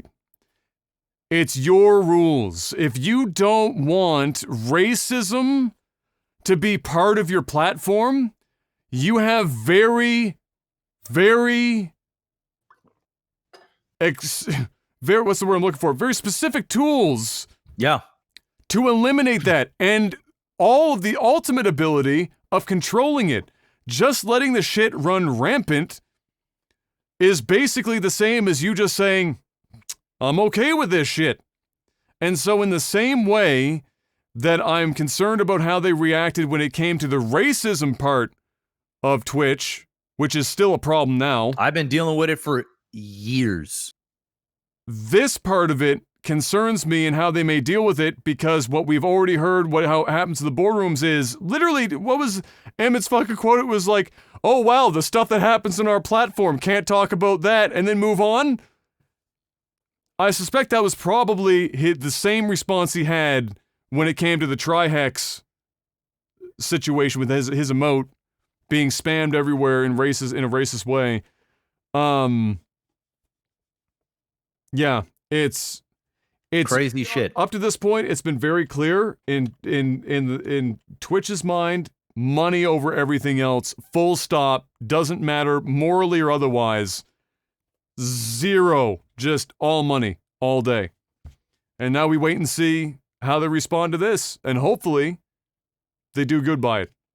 But they haven't done well in the past.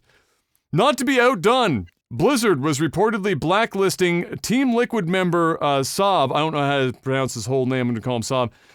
Because his wife responded to a community manager's tweet speaking out against Blizzard, saying, "Are you fucking serious right now?" That sentence could be applied to, well, damn near anything Blizzard's done in the last, fucking 3 years.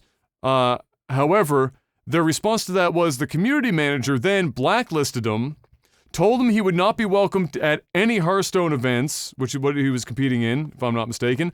And more crazy to me was that his wife would not be allowed to accompany him to events he'd be allowed to go to in the future.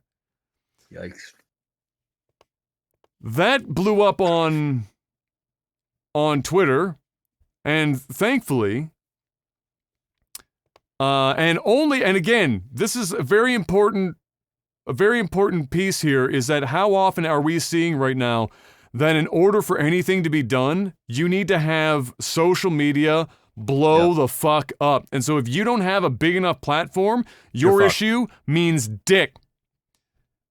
This guy, thankfully, his issue blew up, and on June 24th, amidst the firestorm, the community manager apologized, and now Sav is no longer blacklisted, and his wife is allowed to be with him. What a fucking surprise. So, this is not just a Twitch problem. This is obviously everywhere in many industries, but in this gaming industry, it's like ego and power tripping and abuse of agency. It's fucking wild. Super wild. So, bro, you gotta. There's a lot of young people. I'm telling you, there's a lot of young people in powerful positions, and they like having their ego stroked. And if you do anything at all to cross them, and you don't suck the right knobs, as in apparently literally. Well, yeah, it's probably not the best metaphor to make right now, but you know what I'm saying. Yes. You don't suck up to the right people. If you're not kissing enough ass. You're not kissing enough ass. It's probably the better analogy to make at this time. You're fucked. You're fucked. Or you don't even have an even playing ground. You don't have a shot. And we're just seeing it more and more and more and more and more and more and more and more. And you know what? Bring it out. Let's get it all fucking out of our system now. Let's tear the whole fucker down. Just everyone all at once. Rip the Band-Aid off. Leave no stone unturned. This is the time to do it. Everyone's at home. Everyone's constantly online. Everyone has, this is the time to do it. This is where you're going to get the most fucking people behind your cause. This is the time to do it. But my God, yeah. I mean, blacklisting somebody and then because of something their wife said on Twitter, dude. It's fucking and crazy. then to blacklist the wife as well, just. Can I ask you something? How small is your penis? How small is your penis to go, hey, the wife didn't even say anything crazy. No. She was apparently one of the 800 people that got fired, and then the community manager was basically trying to explain it away or something on Twitter, and so her response was, "Are you fucking serious? Are you serious? Right now?" Yeah. Are you fucking serious? And that was it. Yeah. That was the show. Yeah. And that's it. Oh, guess what? Your wife and you're blacklisted, bruh. Deal with it. There's nothing you can do about it because I'm King Kong in this bitch. Yeah. I'm fucking King Kong. Dude, people What? are What? You ain't coming to my shit? What? I gotta be honest with you, Jeff. Most of the people who are doing this shit What? can't yell that loud. Hey. There you go. What? There you go. Hey. That's what they're doing. I'm fucking strong and powerful. I make multi 6 figures, 7 figures a year, bitch. What do? Bow at my feet or I'm gonna fucking banish. Oh, you know what? Your unborn kids are blacklisted. I don't like the way you look at me. And then what? Twitter shows up, the internet blows up. Oh, I'm sorry. I need to. No harm me. No. Yeah. You know, I'm gonna give you guys VIP tickets the next time you're around. It's on me. Jesus, man. Like how fragile of an ego do you have? Apparently, it's crazy. A lot of people with very fragile egos. It's so sad. It's sad, dude. It's sad. That's all for that stuff. We've officially gotten past that stuff, but keep that truck going. You know, actually, I hope I don't have to hear anymore. Actually hold these people accountable, for God's sake. You know, don't, because this is in recent memory anyway, the most hot water Twitch has been in as a company in a substantial amount of time. So just fucking give her the business. All right, now we can get the tech stuff out of the way so you don't fall asleep. Intel has apparently. Oh, speaking of fragile egos, Jeff.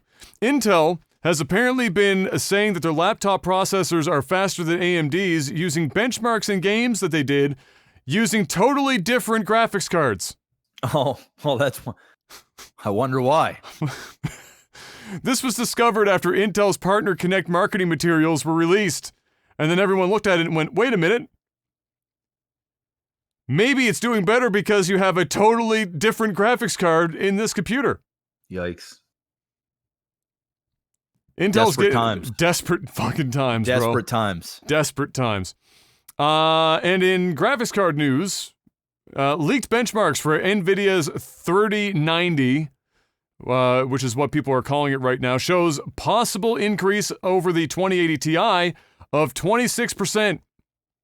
But in terms of performance, this comes from a die, so whatever what the graphics card's basically running with, that would be reserved based on like the tag that was on the benchmark. It is the top end die. It's the cream of the crop. And it's reserved for like the highest end cards. So you'd be seeing it in whatever the TI version top end of that generation would be, more than likely, and possibly even reserved for stuff like the Titan X line, like the ultimate big dick stuff. But so the thing to do, we're going to have to wait and see what the lineup even looks like, and then of course wait until they come out. But if the top end one is 26% better, that's pretty good. It's not worth spending $3,000 on it, but that's a pretty good, generation over generation leap in performance. More important will be how they do in the mid-range, the shit people are actually buying, like a replacement for a 2060. Like, what does 3060 look like? Like, is that 26% better? Yes. Okay, that's good. And then that's it for tech, Jeff. We're past tech. You survived. Yeah. But we're on to your least favorite gaming news. It's Pokemon news. Pokemon Unite announced and is ironically dividing the fan base. So Pokemon Unite, like I just said, got announced, had a trailer and whatnot, and as it turns out, somebody internally decided that, it would be a really great idea? Let's do a Pokemon MOBA 5v5 and put it on mobile and Switch and have it be done by Tencent and see how that goes over.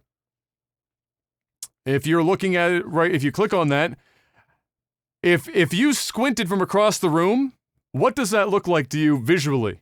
It's almost exactly League of Legends. Like the art style and everything. If you looked at it from a distance, you might legitimately think you were looking at League of Legends. It is almost exactly the same. So there you go. For some reason, they decided that was a good idea. So here's the real meme. The uploaded trailer on YouTube got bombed. Had like 170 or 150 some or 140 some thousand dislikes. And only like, I don't know, like 10, 15,000 likes or some shit.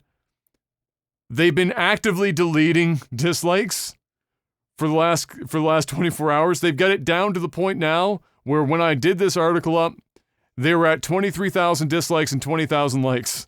So even after basically massacring 5x the dislikes, they still have more dislikes than they do likes. Nobody wants this. I can't, and you know what the worst thing is? You know what the first few things you see on there before you see Tencent? It's free to start. Whatever the fuck that means. Means we're gonna ream you later. That's what that means. Yes. Free to start, and then they showed the Tencent logo, and then it's like Pokemon MOBA, and you're like, nope. No, thank you. Pokemon MOBA. And there you go, Pokemon MOBA. Does that sound like a good idea to you, Jeff? On your phone? Or just in general? Just in general. No. On your phone? No. It's like a bad time. Maybe it turns out to be fire. Maybe. But who's asking for a MOBA right now? Nobody in the industry. Who's asking for a Pokemon MOBA? Literally nobody. I'm sure it's still gonna find a way to make a lot of money. It wouldn't shock me. Next up, Cyberpunk 2077 had a live stream event today that showed off some gameplay. I have it was still going, but I have the timer marked here. You ready to watch a little bit of Cyberpunk, Mr. Black? Give our thoughts. Okay. All right. I mean, we've seen Cyberpunk before. But maybe it's even more Cyberpunk now, Jeff. You guys on the stream on YouTube are going to see the starting screen just for a moment here while I get this popped up and ready to go. All right. You ready there, Mr. Black? Yeah, I'm ready. 3, 2, 1, and go. Go in, snatch the cash, get out. And we sell the BD to those psycho freaks from the studio. So the first thing is, whoever did the live stream fucked up the color space because it's washed out as fuck. Yeah, it doesn't look very good. No. Okay, on you go.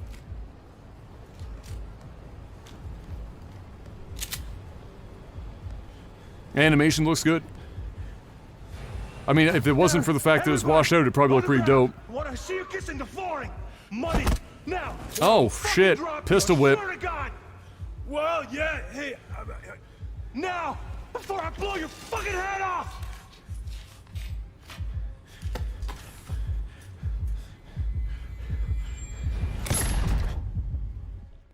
Ah!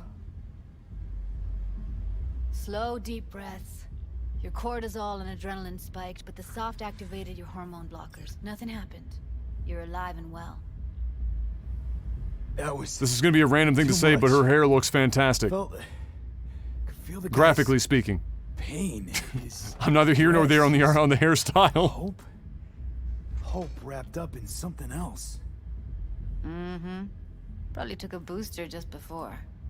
You'll be fine. Got everything set up? Let's switch over to editing mode. So right now, yeah, he's sitting in like a chair. Looks like he just got out of like some like jacked up virtual reality, but that's actually you controlling a dude or seeing a dude's actions. Work in progress does not represent the final look of the game. You gotta have that up there. Control in analysis mode, so move around, zoom in and out, whatever else you come up with. Think of it as your own little sandbox. So analysis mode, you control playback. Can even pause when you feel the need. Then you use the editor console to unpause. Try it. Plan simple. Do nothing odd. Don't get creative. Okay. Go in, snatch the cash, get out. And we sell the BD to those psycho freaks from the studio. Got it. Cream as hell, right? Well, that's not all. You can speed things up or rewind, whatever you like. So this looks like they're just basically seeing the scene we just saw, but from like a third-person perspective, like a Yeah. shitty security camera. Now try fast forwarding a bit. Plan simple. Do nothing. Don't be creative. You go in, session cash, get out. Oh no, there's actual. I'm almost positive there's some actual gameplay that comes up after this. That'll take you right back to the beginning. Try it.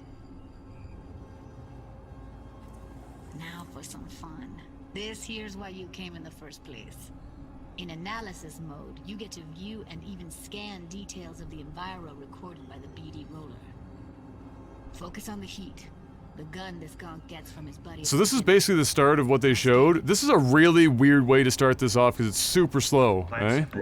Do nothing Yeah. odd. Don't get creative. Why am I watching this over and over and over again? Like this is something that I don't really need to see to get excited about the game because to me this looks like a boring piece of game. This looks like something to me that when I have to do it in the game, I'm not Yeah. going to be happy about it. Let's move on. Now heads up. In analysis mode, you can ferret out. How many more times will she say analysis mode, Jeff? If the roller got close enough. Too many. This tech records everything, every little detail, even the sights and sounds the roller was never aware of. To see the sources of the recorded sensory signals, switch to the audio layer in the editor. Go ahead and try that now. Please don't. Like, am I just watching like Cyberpunk 2077's Adobe Premiere replacement right now? Choose one and hone in. I feel like I'm in a tutorial to do like a full fucking video audio editor. Pack of 6, case of Brosif, and a couple of zappers. Okay. We have a deal today on 2 flavors. Cuddy and surfing. Everybody! On the... So, any thoughts? Unbelievable. Seriously. Like what's happening right next to me. No, I'm watching exactly what I wanted to watch, Exceed. This is the gameplay. You know what a trailer means to me? All the elements in the background. 0. Zero. Editor tweaks them, makes them pop. This is what you're going to be playing. Explore it a bit. We'll move on when you This get is a major part of the game. Wanna see you kissing the flooring? Money! Net! Sometimes you can analyze extra layers in the raw, stuff the roller's cyberware picked up. Like what? Ev's got Kiroshi optics that grab infrared, meaning you should be able to grab heat signatures from her recording. Huh. Hella nice. Hella. Scanning works on peeps too. Welcome He's to the West Coast, Hornet Jeff. chick. Try scanning her. Alright, next thing. Scroll forward to the part where our artist gets a lead injection. Or I will fucking drop you, I swear to God! Well, now, fucking head off! If you zoom in, you can see the heat signature of both of their nipples. Take a picture now for your records. If you look closely, you'll notice his left nipple is pierced. And it's the same There's piercing that you 7 found. variations of nipple hair See the blinking that you can put on your character. Bro, I'm bored, man. Must have caught our shooter. You'll see it Why would you okay, so behind the clerk. why would you ever show this off to get anyone excited? Does this get any maybe it's just us, Jeff. Maybe we're old men. I'm gonna ask the chat. Does this excite anyone?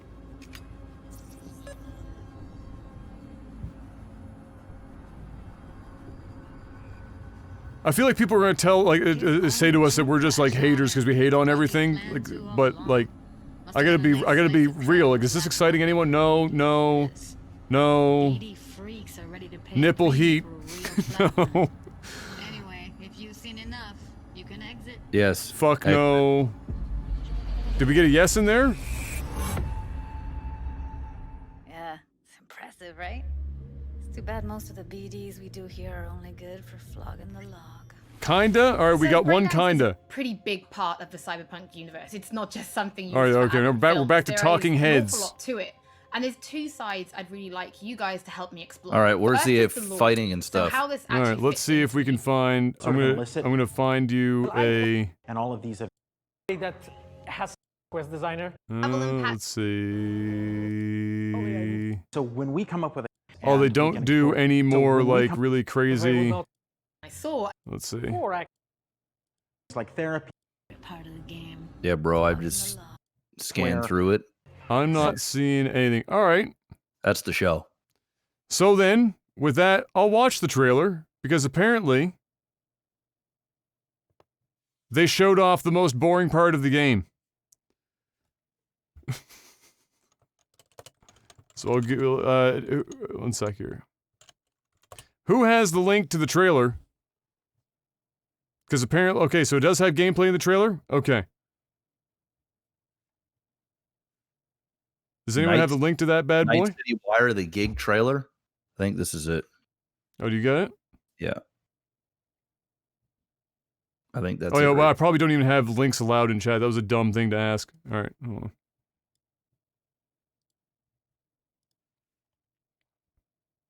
Yeah, this has got to be, this is from today. Yeah. Okay, one sec. All right, you ready? Yep. 3, 2, 1, go. I love this town. The city of endless opportunity. Ready to get your cherry popped? Yeah, come on. City like any other. Jeff, are you ready to get your cherry popped? No, mano, not just any other city. Yeah. Also, is it stuttery for you, or is that just me?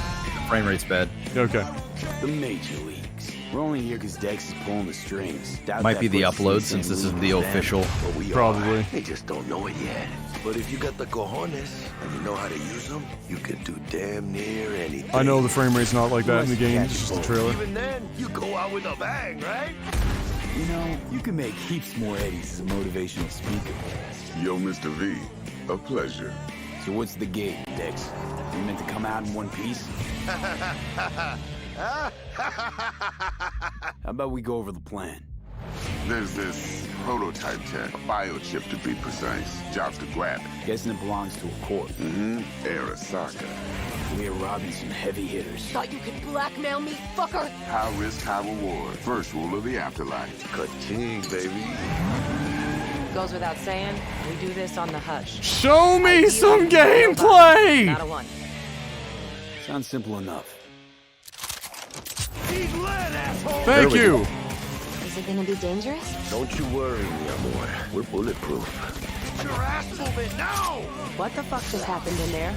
Can't stop digging Night City. Fucking major leagues. Happy now, Jackie? Yep, that's fucking high! Time to bail! Oh my god, we're so fucked. Alright, there's about 14 seconds of gameplay in that 2-minute long trailer. So I figured out Cyberpunk Game risk it, V. and the title. Who are you? And I don't know if anybody on the internet has figured this out yet. Hey, it's but Keanu Reeves. I think I have deciphered it all. Alright, what is it? You ready? I'm ready. Cyberpunk 2077 is code for when the game is finally coming out in 2077. Boom. Feels like it. 2077 might be the time that you're done beating the game as well if you have to do too much of that detective work in that fucking mode.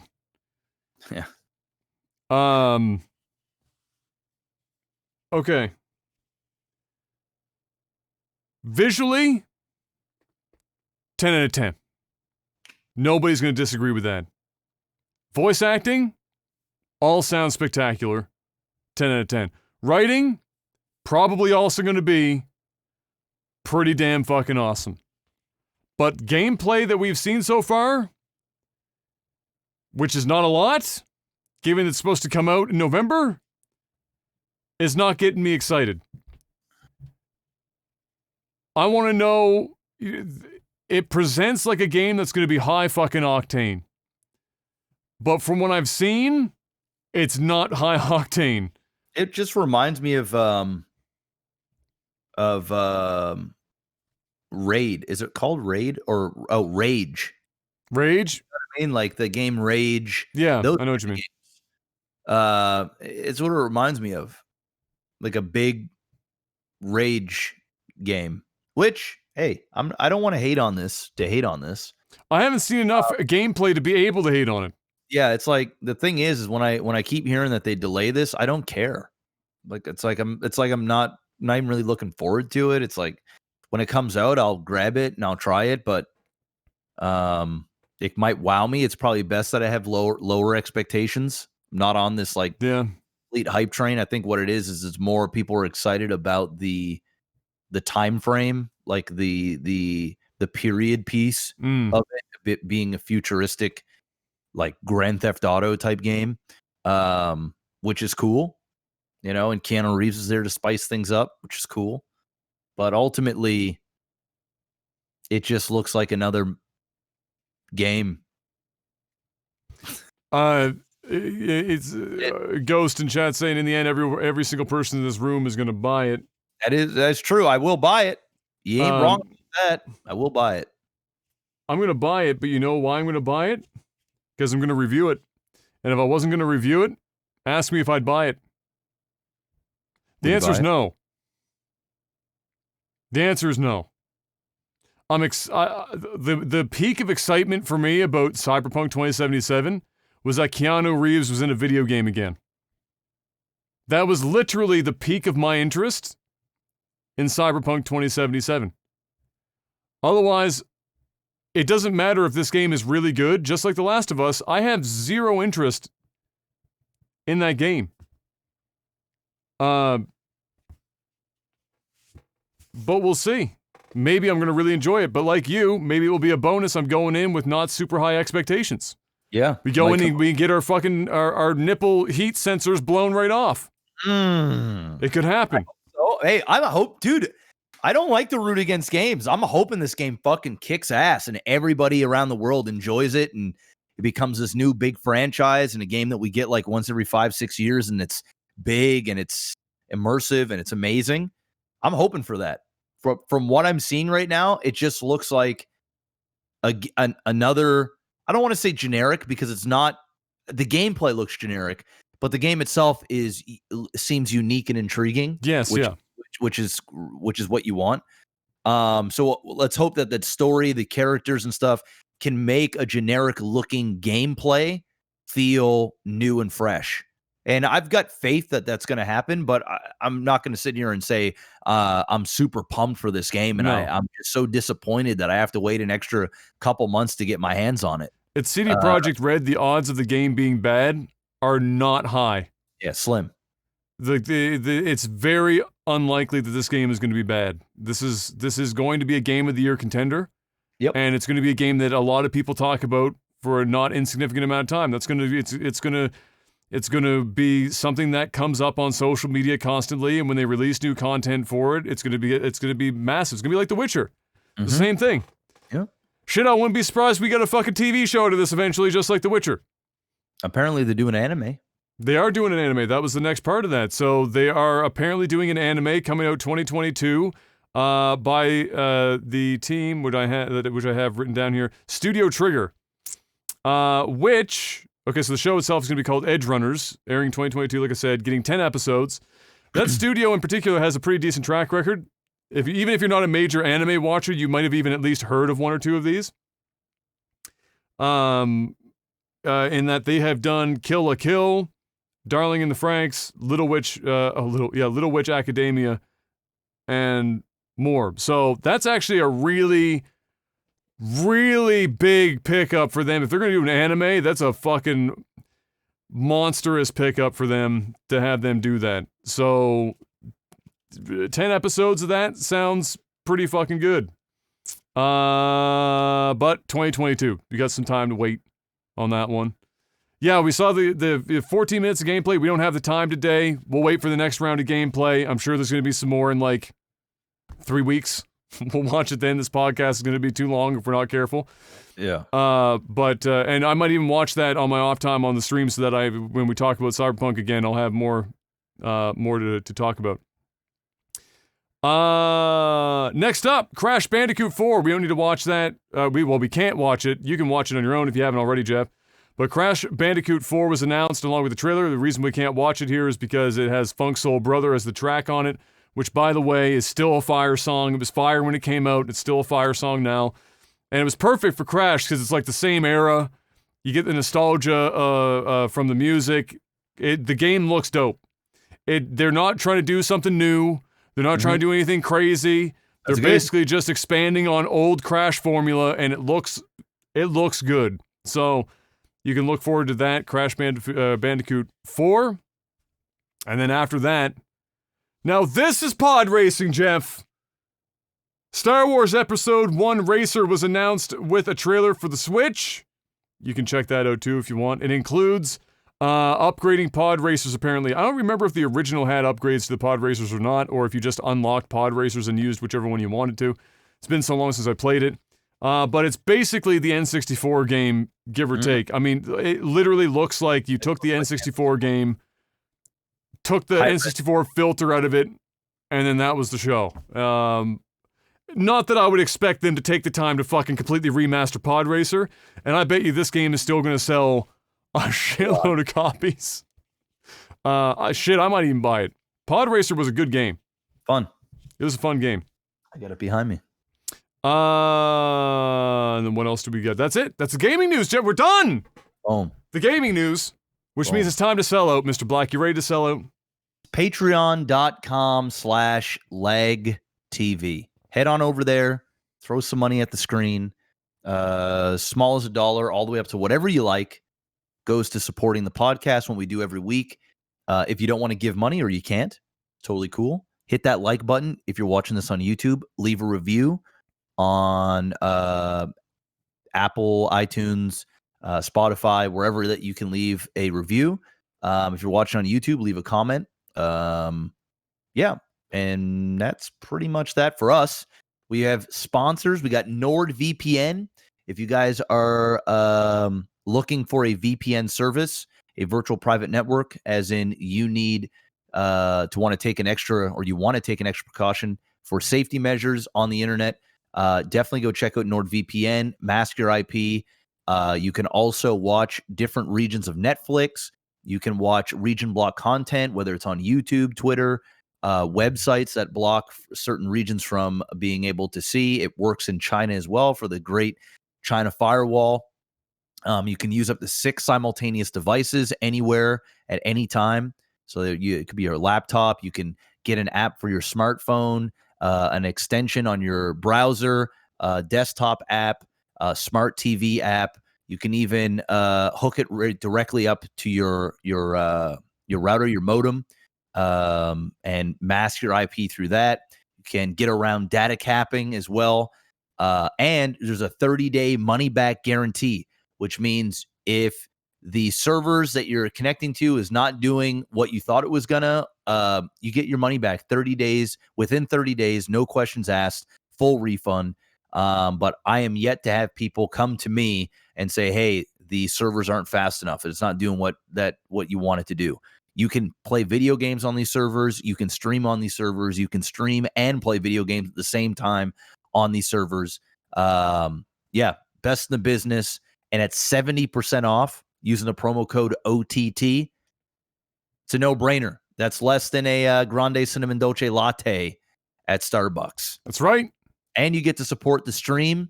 The more that you guys support them, the more they support the stream. They are a big sponsor of the stream, so big thank you to everybody that has went and picked up a subscription to NordVPN. Link is in the description below, or you can type in www.nordvpn.com/OTT, and it'll take you directly to our page, 70% off. What else we got? We also got Elgato. If you don't have a Stream Deck, well, you gotta get one. These things are incredible. Think of them as major hotkeys, macros that you can just click by one little button. Next thing you know it, you're listening to music. You can hook it up to our podcast and click a button and it takes you right to our page. You can do it for your favorite Twitch streamers. Hey, if your favorite Mixer streamers are going to be out of it, hey, hook up their new Facebook gaming or their new Twitch on your Stream Deck and just click a button with their logo, so you can get to their stream. You can edit with this stuff. You can have, if you're a Grand Theft Auto player, you can have your emotes hooked up to your character. If you're a World of Warcraft player, you can have your spells and different macro keys hooked up so that you have your own little side keyboard that you're just clicking one instead of Control-Alt-2 or things like that. You can macro it all down with just a Stream Deck, and you can get them in 3 different sizes. You can do the mini, the regular, the XL. Plus, they have lighting, so you can grab a key light, green screens, and also. Oh, do we have it? Also. Oh, the new. Well, I got a little something in the mail. Oh, got that new. And I'm Project opening it up Wave tomorrow. And I do believe their new microphone is in here, which also can all be hooked up through your Elgato Stream Deck. The Wave is in here. They're in the audio game now, guys. I'm hearing great things. By this time next week, I'll be able to give y'all my my honest opinion on it. And they gave me a fancy box because they love me. And yeah, I actually... That's a big-ass box for a microphone, Jeff. Say what? That's a big-ass box for a microphone. I think it's what they give their partners. Okay. Yeah. So they sent. I think it's probably a little specialized in there. It'd be pretty crazy if the box did come like this. If it does, it's impressive, and their shipping costs are probably a little high. Half the cost of the microphone is the box. But you know what? Oh, man, do I want to even? I'm gonna take. Are you thinking about this right now? You taking a peek? Taking a peek. God, I'm scared. Oh. I accidentally just turned on my my place. Oh no, I just knocked out my head. All right, this is not a good time for me to do this. Oh, it smells like new. I just popped out my headphones by accident. Yeah, I'm not gonna do this right now because I want to do this officially. But yeah, anyway. Microphones in here. Definitely go check them out. I do believe they still have some in stock. I think the 3s are still in stock. I think maybe. Right now, it is the best-selling microphone in the market. It's crushing everything right now. Like, that's the thing with Elgato products, is they're always sold out. Like, people come to me, it's like, hey, I tried to go and buy this. Sold out. So definitely go and check out Amazon and see if they have any in stock. I think they still do. I just saw some tweets, but definitely go check it out. And this time next week on the podcast, I'll give you guys my opinion. Obviously, it's way different than my Neumann. But it's also 1/10 the cost. It's also 1/10 the cost. But for an entry-level microphone, apparently this thing is amazing. I'm hearing this from a lot of people that for the price and what you get, it's crushing it. And you can do all kinds of stuff as well, like with adding like reverb and effects. It's got an entire driver suite that allows you to route like it extends just like the Go XLR. Yeah, it allows you to do a lot of like Windows audio routing. It allows you to there's like it's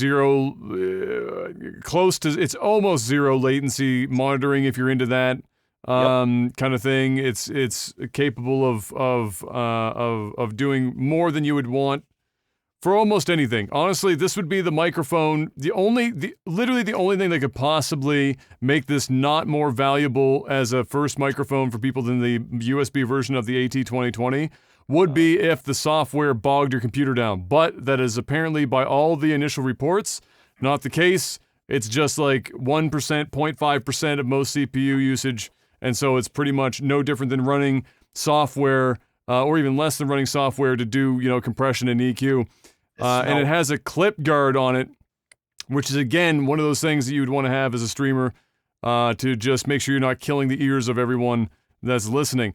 It's just a good, solid entry level mic that will carry you up through until the day that maybe, if you feel like it, you're stepping into the big boy XLR segment, and it will carry you that whole way. That's what it seems like. I haven't, we'll have to, more and more reviews will come through, but there's no reason to think that it isn't going to be a quality product. Pretty much everything Elgato's come out with in the last few years has been quality. So maybe give that a look, see if you're in the market. And there you go. Elgato, get one. You know what? Somebody's going to tell me if this is the regular box. That cannot possibly be. That thing would just, the amount of money. Yeah, because there's like a something in there that has some writing on there, I think. So yeah. No, I think that's a special box. Oh, I feel so special. There you go, ladies and gentlemen. The sellout is done, and now we move on to movies and TV. Jeff, it is now 26.5 degrees in this room. Woo! It's nice and chilly in here. I smell terrible. I got on the treadmill and walked uphill for 45 minutes, and then I did chest and shoulders. I've sweated all day. have not stopped. I've changed shirts twice. Yes. And I'm going to have to change it again after this podcast is done. I know. I've been heavy on that treadmill too. Oh, my God. So far today. Putting the work in. Getting the knee back. Yes. First up, the Witcher series is set to apparently start production again on August 17th. And for those who watched the first season and scratched their heads with what the fuck just happened, it will apparently, the next season, avoid the timeline mess that the first season featured. Which is good because the bouncing back and forth in the first season confused the everlasting fuck out of almost everyone. Yeah. Even me. Like, and I didn't even realize what was going on until like the 4th episode. I was like, oh, okay. Okay. Yeah. I was like, saw it and it was like, what's going on? And then at one point, Em was like, why does, because the biggest problem was that Geralt doesn't age. Yes. So like you had to use other characters and where he was to like piece it together. Yeah. Yeah. So that made it difficult. So that's the thing. And then next up, Michael Keaton apparently in talks to return as Bruce Wayne or something similar for the Flash movie coming up. I heard. I wouldn't be against more Michael Keaton as Batman. I like Michael Keaton. I love Michael Keaton. And an older one too? Hell yeah, let's go. Thumbs up. I'm all for it. That's literally all I have. That's all there is in movie. Okay. The movie industry is dead right now. Oh, in regards to AMC opening up, they released a really odd statement that has me very confused, especially considering the U.S. just hit their all-time daily record for COVID cases. When they open their theaters, they are not requiring masks for patrons, apparently. Yeah. Unless they change their stance, because they said we don't want to get political, so we're just going to say no masks. So was their original statement. So from what I read, which I think was yesterday or the day before, they are doing that for the states that don't require masks. The states that require masks, people have to wear masks. The ones that don't require masks, then they're not requiring them to wear masks, but their employees are required to wear masks at all times, even in the states that it's not required. So I feel like the states that don't require masks currently are the states with the highest cases in the entire country. Would make sense. And so that seems like almost ass backwards to what I would want to do as a, like, for me, how many people are going to refuse to go to the movie theater because they have to wear a cloth mask versus how many people are going to be deterred from going to a movie theater because they know that other people are likely to not be wearing masks? Well, I think what the movie theater also is thinking to themselves is, for one, they don't want to lose customers. Like, that's very obvious. But that's what I mean. Like how many are not going to go from one side versus... Yeah, so I think the people, I was watching it's like 60, I think it's 60% of moviegoers are under the age of 40. Okay. And a big chunk of those are under the age of 30. The ones that are under the age of 30, likely, which I think there's a term they're using it in the States, and I forget what it's called. Basically, they don't give a fuck. I forget what I don't want to... The term, Jeff, I have the term. You know what the scientific term is? Yeah. It's called being an idiot. Yeah. So the idiots... Yes. They're gonna go one way or another. Yeah. Where they're gonna be, where there could be problems is from Monday to Friday during the days, 60% the numbers are rough, but around 60% of moviegoers are over the age of 40. So you're getting older people during the days because they're retired or whatever, and they're going to the movie theaters during the weekdays. So like 2:00 showing, 1:00 showing, noon. These people are also the high risk for the coronavirus. So, I think, and what the movie industry is projecting is that they're going to take a big hit during the daytime, but when it comes to the nighttime, weekends, and even during the summer months, that more people have time, even more so during now, is the hit isn't going to be as severe as what people think. The other issue is if you're not, even if there is a mask ruling, there is no ruling against eating food. So when you think about it, okay, even if masks are mandatory, the concessions is still going to be open. And also people bring food into the movie theater as well. So even though masks are in some cases mandatory or not mandatory, depending on the state, the problem is people are going to eat food. They're going to drink their drinks. And what do? You remove your mask when you're eating your food, when you're drinking your drink. And when you remove your mask, you essentially are opening yourself and everybody else up to the air that's circulating in the auditorium.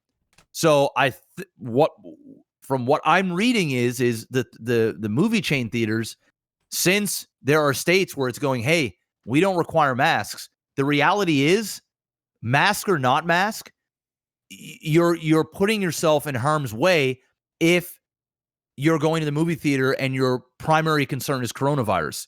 The majority of people that are going to go to the movie theater are not too concerned about coronavirus, because if they were concerned about the coronavirus, they wouldn't go to the fucking movie theater. It's just really that simple. So even if you are wearing a mask and you're eating food, what's the point of wearing a mask? If you're going to have your mask up while you eat your popcorn and drink your drink and whatever else is going on. So it's a fucky situation. And I guess it's state by state. I mean, the thing is in Canada, yeah, sure, it's province by province, and each province is making their own sort of decisions on when they're reopening things and the bubble getting bigger and letting people travel and things like that. But for the most part, Canada is sort of united in terms of like an overarching, this is what's going on. We're all moving in generally the same direction. Yes, exactly. We're moving generally in the same direction. There are exceptions, but for the most part, Trudeau is getting on. He's saying his piece. He's going to the country every day and telling people what's going on. And for the most part, all provinces are sort of on board with this movement. Problem is with the states is just about every single state is doing their own fucking thing. And depending on if you're a red state or a blue state, they don't want to do certain things. They don't want to get rid of certain freedoms. And I don't want to get into a big political fucking bash.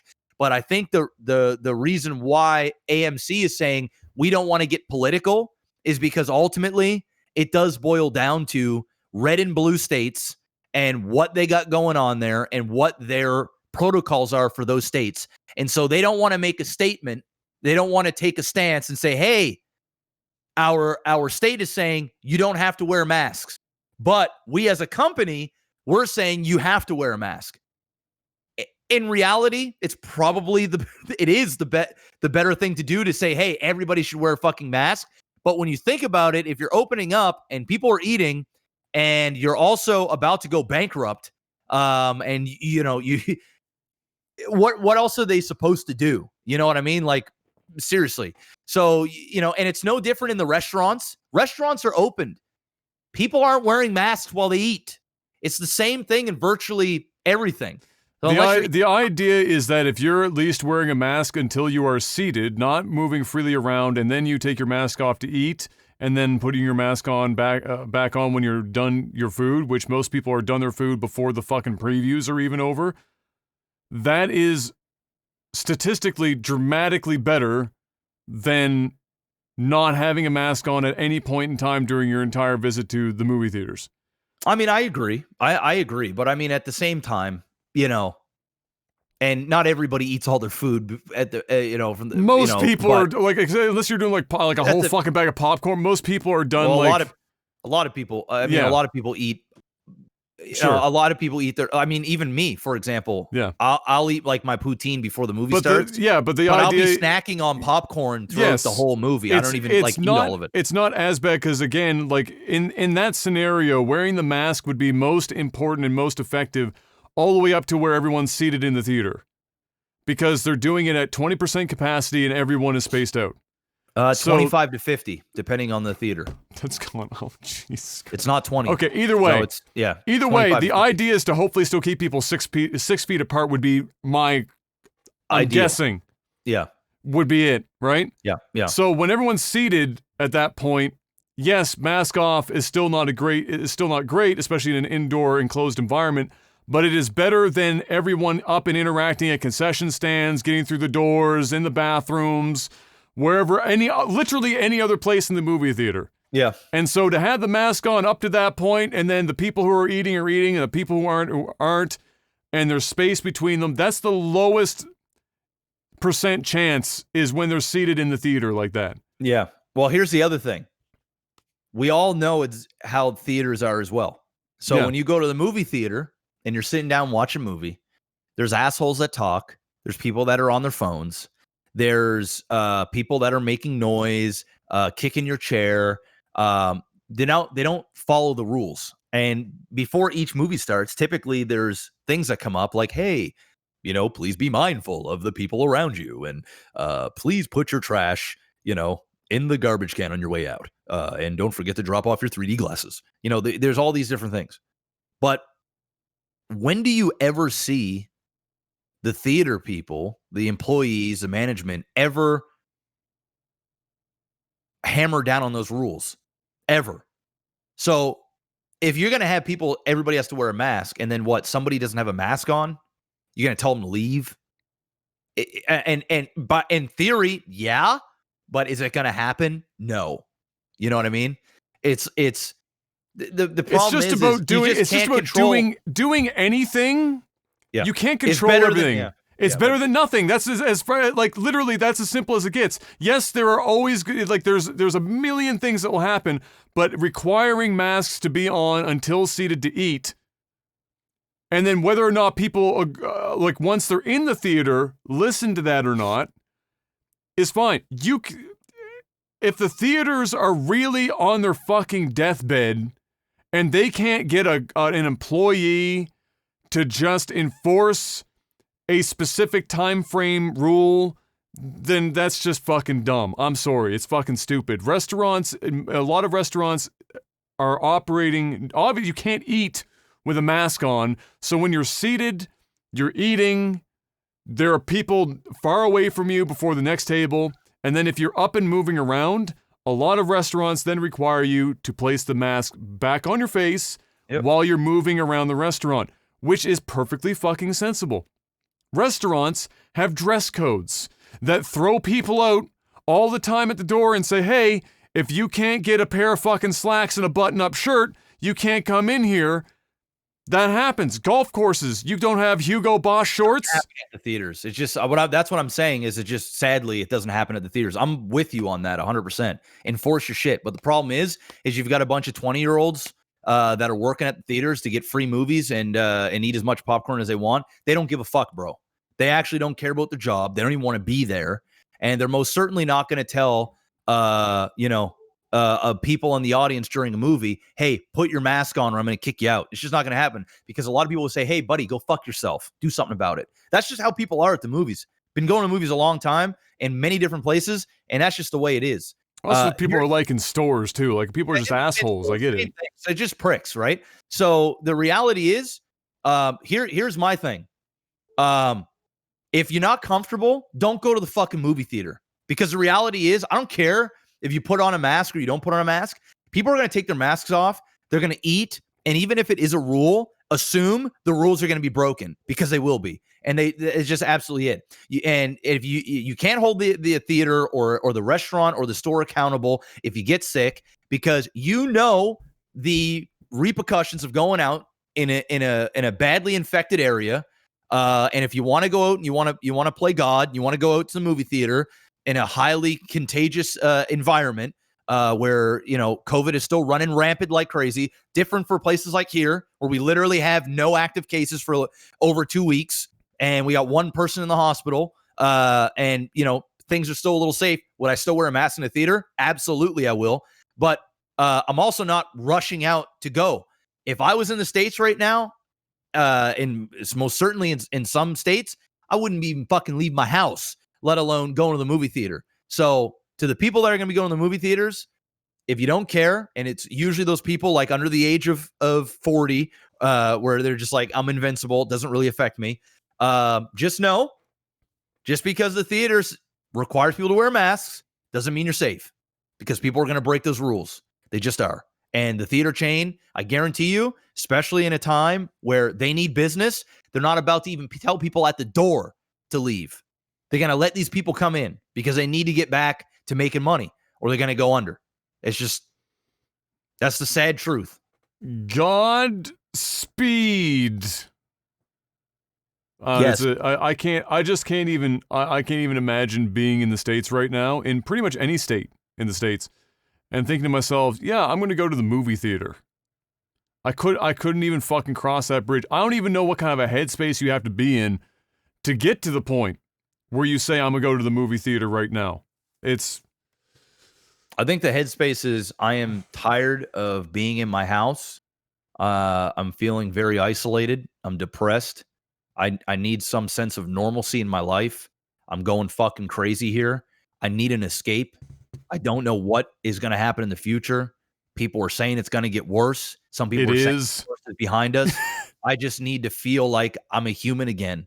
And people do things when, you know, they're under certain pressures and are feeling certain ways. And then there are some people that are like, hey, I don't even believe in any of this. Yeah. I think this is all fucking dog shit. And I'm going to go regardless because it's my freedom. And I can do whatever the fuck I want. No government's going to tell me that I can and cannot go to this place because, you know, fuck everybody else. Did you know, Jeff, that it's not masculine if you wear a mask? This guy pulling a Joe Rogan Did quote. you know? Joe Rogan, you know what? If I told Joe Rogan my dick was made of elk meat, he can suck it, chew it, and spit it the fuck out. Guy's a cuck fucking asshole with a massive fucking platform that is bro scienced the shit out of it at the worst possible time that he could be doing it. Really? You're not taking risks, so it's not but at the same time, he's like doing spot checks of motherfuckers coming into his podcast. Like, what kind of a fucking idiot is he? Jesus H. He might be good at like talking to people casually, but that guy's a fucking idiot. Full stop. Don't worry. I guarantee Joe Rogan wearing a mask everywhere he fucking goes. I promise you. Or he's just never leaving the house in the first place. He probably doesn't have to leave the house too much. That's probably the reality of it. Because you know what though, the thing is with Joe Rogan is if he said he doesn't wear a mask, I'd actually believe him. Dude's fucking wacky, dude. I'm not gonna lie, I low key love Joe Rogan. So Joe Rogan's a fucking idiot. I don't have to agree. That's the beautiful thing is I don't hate people when I don't agree with. I'll still watch his podcast because his podcast has good content. But he's a fucking idiot. I don't have to agree with every facet of everybody's ideologies. I can have differing opinions and still like a person and respect their point of view. I don't have to agree with everything. Joe Rogan is that you're that way. I don't need to call somebody, you know, I don't need to completely think they're a fucking dumbass. Some people are just different, you know, they just raised different, they think different. Bro, come on. He's literally saying wearing a mask is makes you less of a man. Come the fuck on here. This is not him having a slightly different political opinion. This is just some dumb shit. I mean, at the same time, he's also a comedian, and he's also not joking. He's also full stop. He's not joking. I think there's part of him that believes that, and I also think there's a part of him that, you know, says things sometimes that are on more of a he's a bro, man. You literally said bro science. He's literally a bro. Does he say some dumb shit sometimes? Absolutely. And this isn't the first time he said some dumb shit.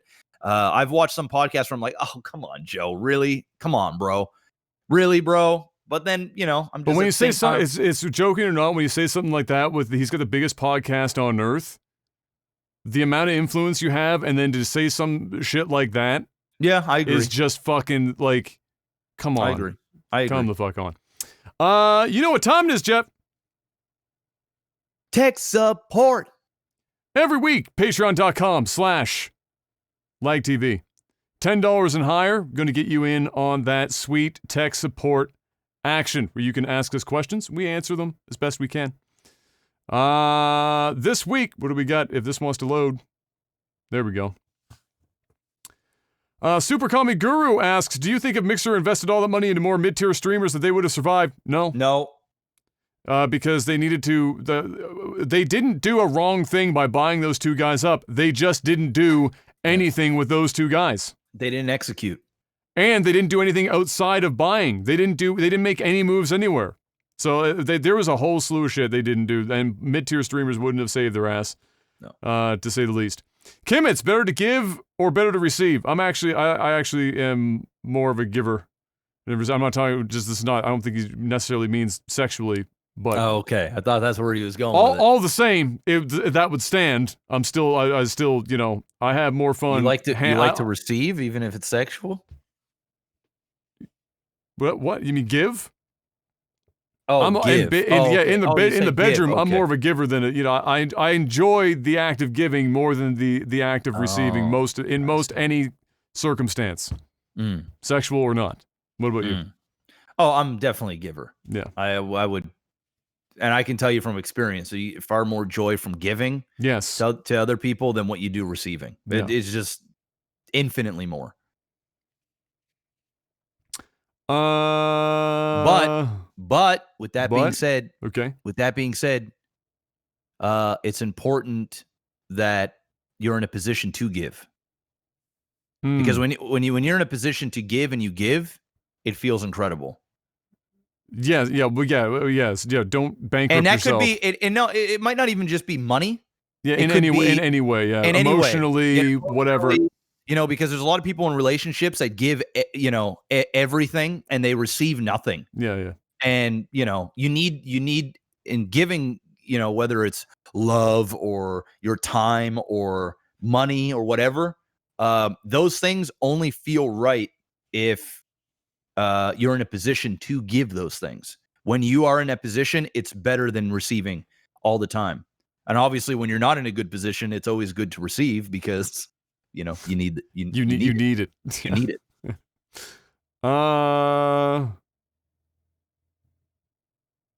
This is a random question, but I will ask it because it's so random. Loose Caboose asks, if you got to choose between two The Price is Right style showcase prizes, one for a fancy smoker setup and one for a fancy workshop/workbench setup, which would you take? Smokery. Just give me something so I can smoke. It's like apparently there's one of those. I think it's called like the green egg. Yeah, the green egg barbecue smoker is like that's the one that everyone ends up buying when they get into it. Yeah, so that's something that I want to get eventually. I want to get one of those. They're not cheap. Yeah, actually, I'm gonna look up and see how much those are. I'm going workbench just because the workbench is going to cost a lot more than the fancy smoker. And fuck the workbench. I want give me, because I won't use the workbench. Let me see here. The smoker, the green egg shop. It is multiple thousands. Really? That much? If I'm not mistaken. Green egg smoker. You can't even buy them on Amazon. Green egg smoker price. Canada. Okay, so they have them at Home Depot. All right, we're looking at all products explore. They're expensive. Oh. Yeah. Yeah. Yep. Ooh. Yeah. Are you sure the workbench is cheaper? Yes. Well, more expensive. All the tools just Okay, for this, so this is the 2XL. So that one's $4,200. Yeah. For a smoker? Yeah. Holy shit. That's intense. Yep. All right. Well, I ain't getting one of those. Start saving. Alexa asks, retrying last week's question, if you won a contest that would give you free food to any restaurant of your choice, for which one would you pick? So, for instance, if you picked McDonald's, all the food in every McDonald's of the world is free for you. Fuck all that. I live here. Just give me sushi at fucking Minato for the rest of my life. I'm good. I'm not gonna get greedy and go global. Just give me good sushi at that restaurant for the rest of my life. Yeah. I'm not fucking with low McDonald's or some shit. I'm like, at no point am I going to another country going, man, I could really go for a mix shit. No. Yeah, I think I'm kind of with you. If you want to give me free sushi to any one of my favorite sushi joints, I'll take that all day, every day. Yeah, sure, McDonald's, those things are, you'd eat them from time to time, but I also feel like if you gave me an unlimited freebie to McDonald's, I'd be eating at McDonald's way too much, and it's a big no from me, dog. So I'm going with sushi. I'm doing the same. I'm cheating because it's my favorite. 5 years ago, not even 5, 3, I'll say 3 years ago, I would have said Subway. But Subway has just gone to shit. I actually don't even remember the last time I had Subway. It's been months. I haven't had Subway since like last year sometime. Yeah, it's just been such dog shit.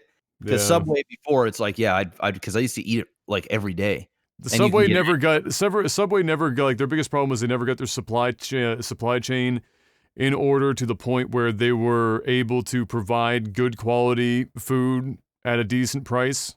Yeah. And the quality just got worse and worse as they tried to like juggle all that shit, and just bad times.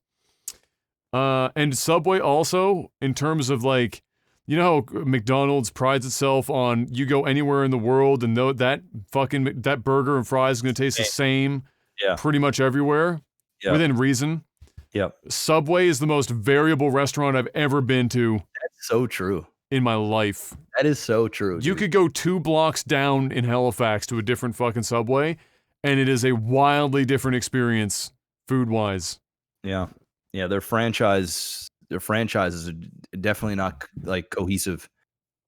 There's no consistency.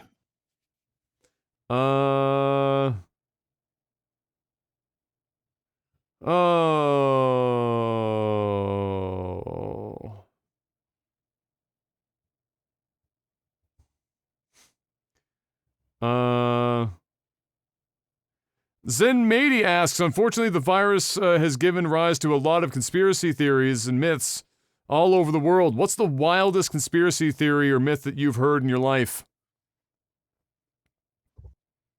I'm gonna go with I'm gonna go like with the lizard people conspiracy. Where like a lot of the elites of the world are like alien or like some lizard people type shit, and there's like video of them with like their eyes that like fucking flicker, and they're like, see, they're lizard people. That's probably the craziest one. I mean, I could like, flat Earth is up there for sure as well, just because it's like you have to literally go out of your way to ignore reality in so many ways to go with flat Earth that is just crazy to me. Okay, so say the question again. The craziest conspiracy theory or myth that you've heard in your life.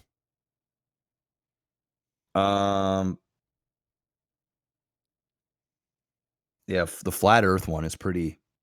That one really hurts me because that one is, it's crazy because it's so proven, and it's just so like that's what makes it so crazy. Well, what blows my mind is that it's the people that are in that, a lot of them are so into it that if you physically sent them up in a SpaceX rocket when it becomes commercial, they'd still say that they were faking it when they got up out of orbit, that you could see the Earth and its curve. They'd still say it was fake. So it's like it's you can't even convince them otherwise, no matter how much you try. It's crazy. You show them reality, and they will still like. Yeah. That's the craziest thing about it. Brainwashed. Shady asks, "What's the first thing you wash when you shower?" My arms. I go shampoo first on the hair. I do my hair, shampoo, and then after I've done that, I put the conditioner in because the conditioner wants to be in for a couple minutes. So because my scalp gets fucking crazy dry, so I have to like leave it on for a couple minutes. Shampoo, then conditioner while I'm doing all the other shit. Trying to save some time. So that's what I do. Yeah, I start with my arms, and then my armpits, and then my chest, my sides, my legs, and my nuts and cock, my ass, and then and that's that's it. And then I have put some more in, and I squeeze the thing so that the soap runs down my back, and that's pretty much. Do you have an ass cloth? Yes. I have two. What are they called? Those things. Loofahs. Yeah, I have two loofahs. One of them is specifically for loofing places, and the other one's just a general. Yeah, I have a loofah for body everywhere except for the ass. I literally just bring a cloth into the shower that's clean. I wash my face with it first, and then like I use it later for the butt, and then that's all it's used for. And then I have a loofah for the rest of my body. Got to keep the cloth for the ass separate from everything else. So yeah, see, So I have done it. Okay, I have taken a shit. Okay. And wiped my ass sitting down. Okay. How did it go? It probably felt awkward as fuck. It was super awkward. I see why some people do it. So I'm not against it. But I done 2 wipes. I said, "Fuck this," and I stood up and I So I'm back. I'm back to a stander. I'm still. Whatever works. And I haven't asked Kayla yet, so I just haven't even thought of it. But I have tried it personally a few days ago, and hey, you gave it a shot. Yeah, you gave it a shot. You gave it a trial run. I'm a stander, and I'm sorry to say it, everybody. There are dozens of us. You know what? My son will also be a stander if I have anything to do with it. He's gonna look back at you later in life and go, "What the fuck did my dad teach me?" Hey, I taught you how to stand, son. But if it works, it Stand works. proud. Stand proud. Stand proud. But give a little white. Stand proud. Holy fuck. Oh my god. Let's see. G-Bros, hey guys, what's your favorite Nova War Says build? I'm gonna go with my favorite that's also my least favorite, which was the day we decided to do the upside down screen. Oh yeah. Because I legitimately had a headache at the end of that one, and I felt like I was gonna vomit. That was a rough one to get through. But like, yeah, I mean, God, there's so many Nova War Says games. I mean, Trippin' Balls has got to be. Yeah, it's probably my favorite is Trippin' Balls, because there was one where I did and I hallucinated a whole bunch of units and they literally rage quit. Said, "Fuck," and he left. That was pretty fun. That was a good one. Black Jimmy says, "What is something you refuse to share besides the obvious things like toothbrushes, underwear, etc.?"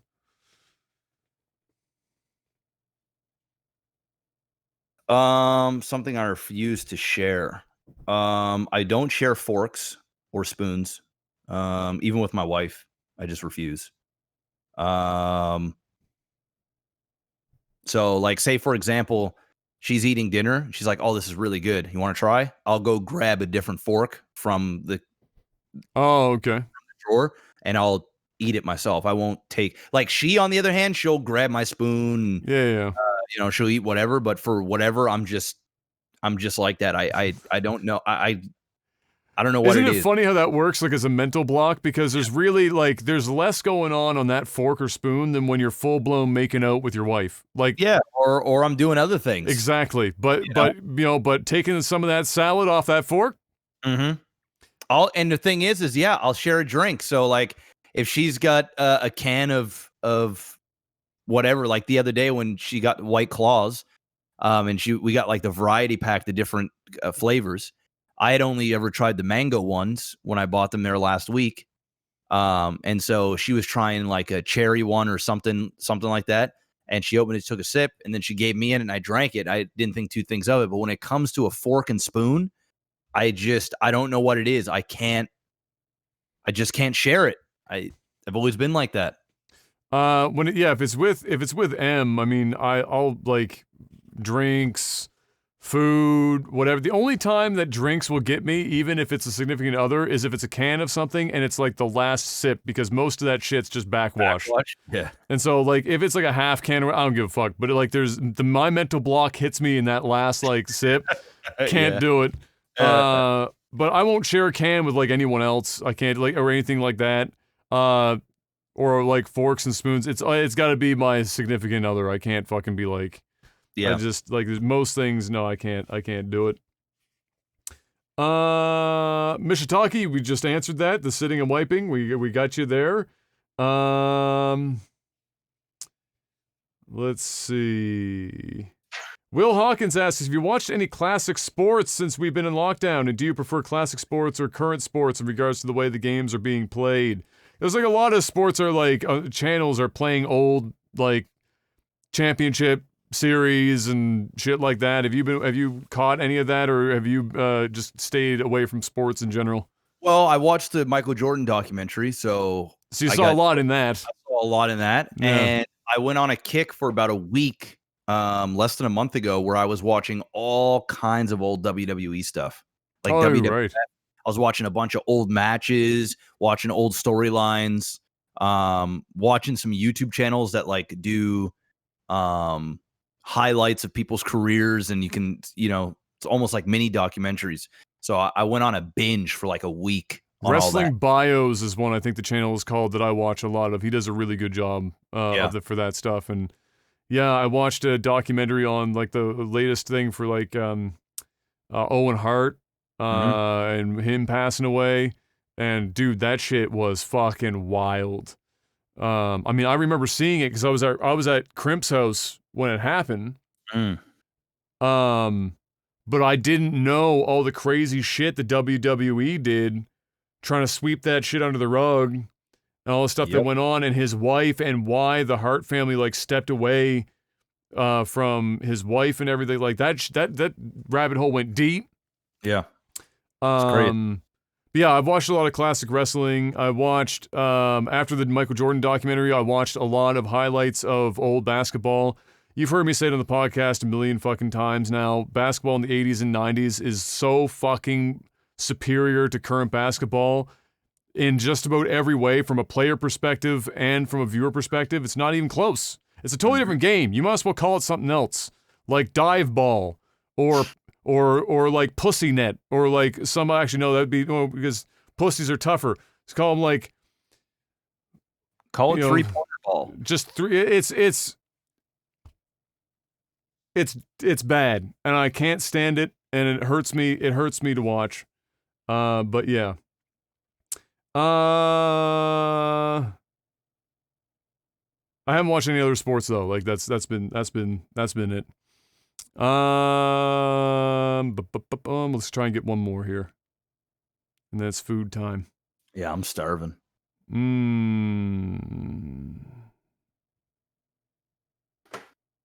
hangry. This is a good one, Mr. Stars. I give you a shout out for this one. This is a good way to end it on this one. Mr. Stars asks, I just finished binging all of the past podcasts since I commute for my summer internship. That's a lot of content. It's a fuck ton. If only there was a convenient place for more Nova War or Maximus Black content. Care to help a brother out? Why, yes. Would you like to plug yourself, Mr. Black? Just twitch.tv/LagTV Maximus Black. It's where you find me. Twitch.tv/NovaWar and www.warcouncilgaming.com are the two places to catch up with all my content. And that's going to be it, ladies and gentlemen. It's another Take Me Off podcast in the bag. I'm going to go and contemplate showering before dinner because if anyone smells me from within inside of like 5 feet, they might die. And then I'm going to have pancakes because that's on the fucking Danny Boy's pancakes. For dinner? Hell dinner. yeah. Let's fucking go. Let's go. We'll see you guys next week. Thank you so much for listening. Spread the word about the podcast if you enjoyed it. And until next time, stay safe. Wear a fucking mask, you asshole. And peace. Peace.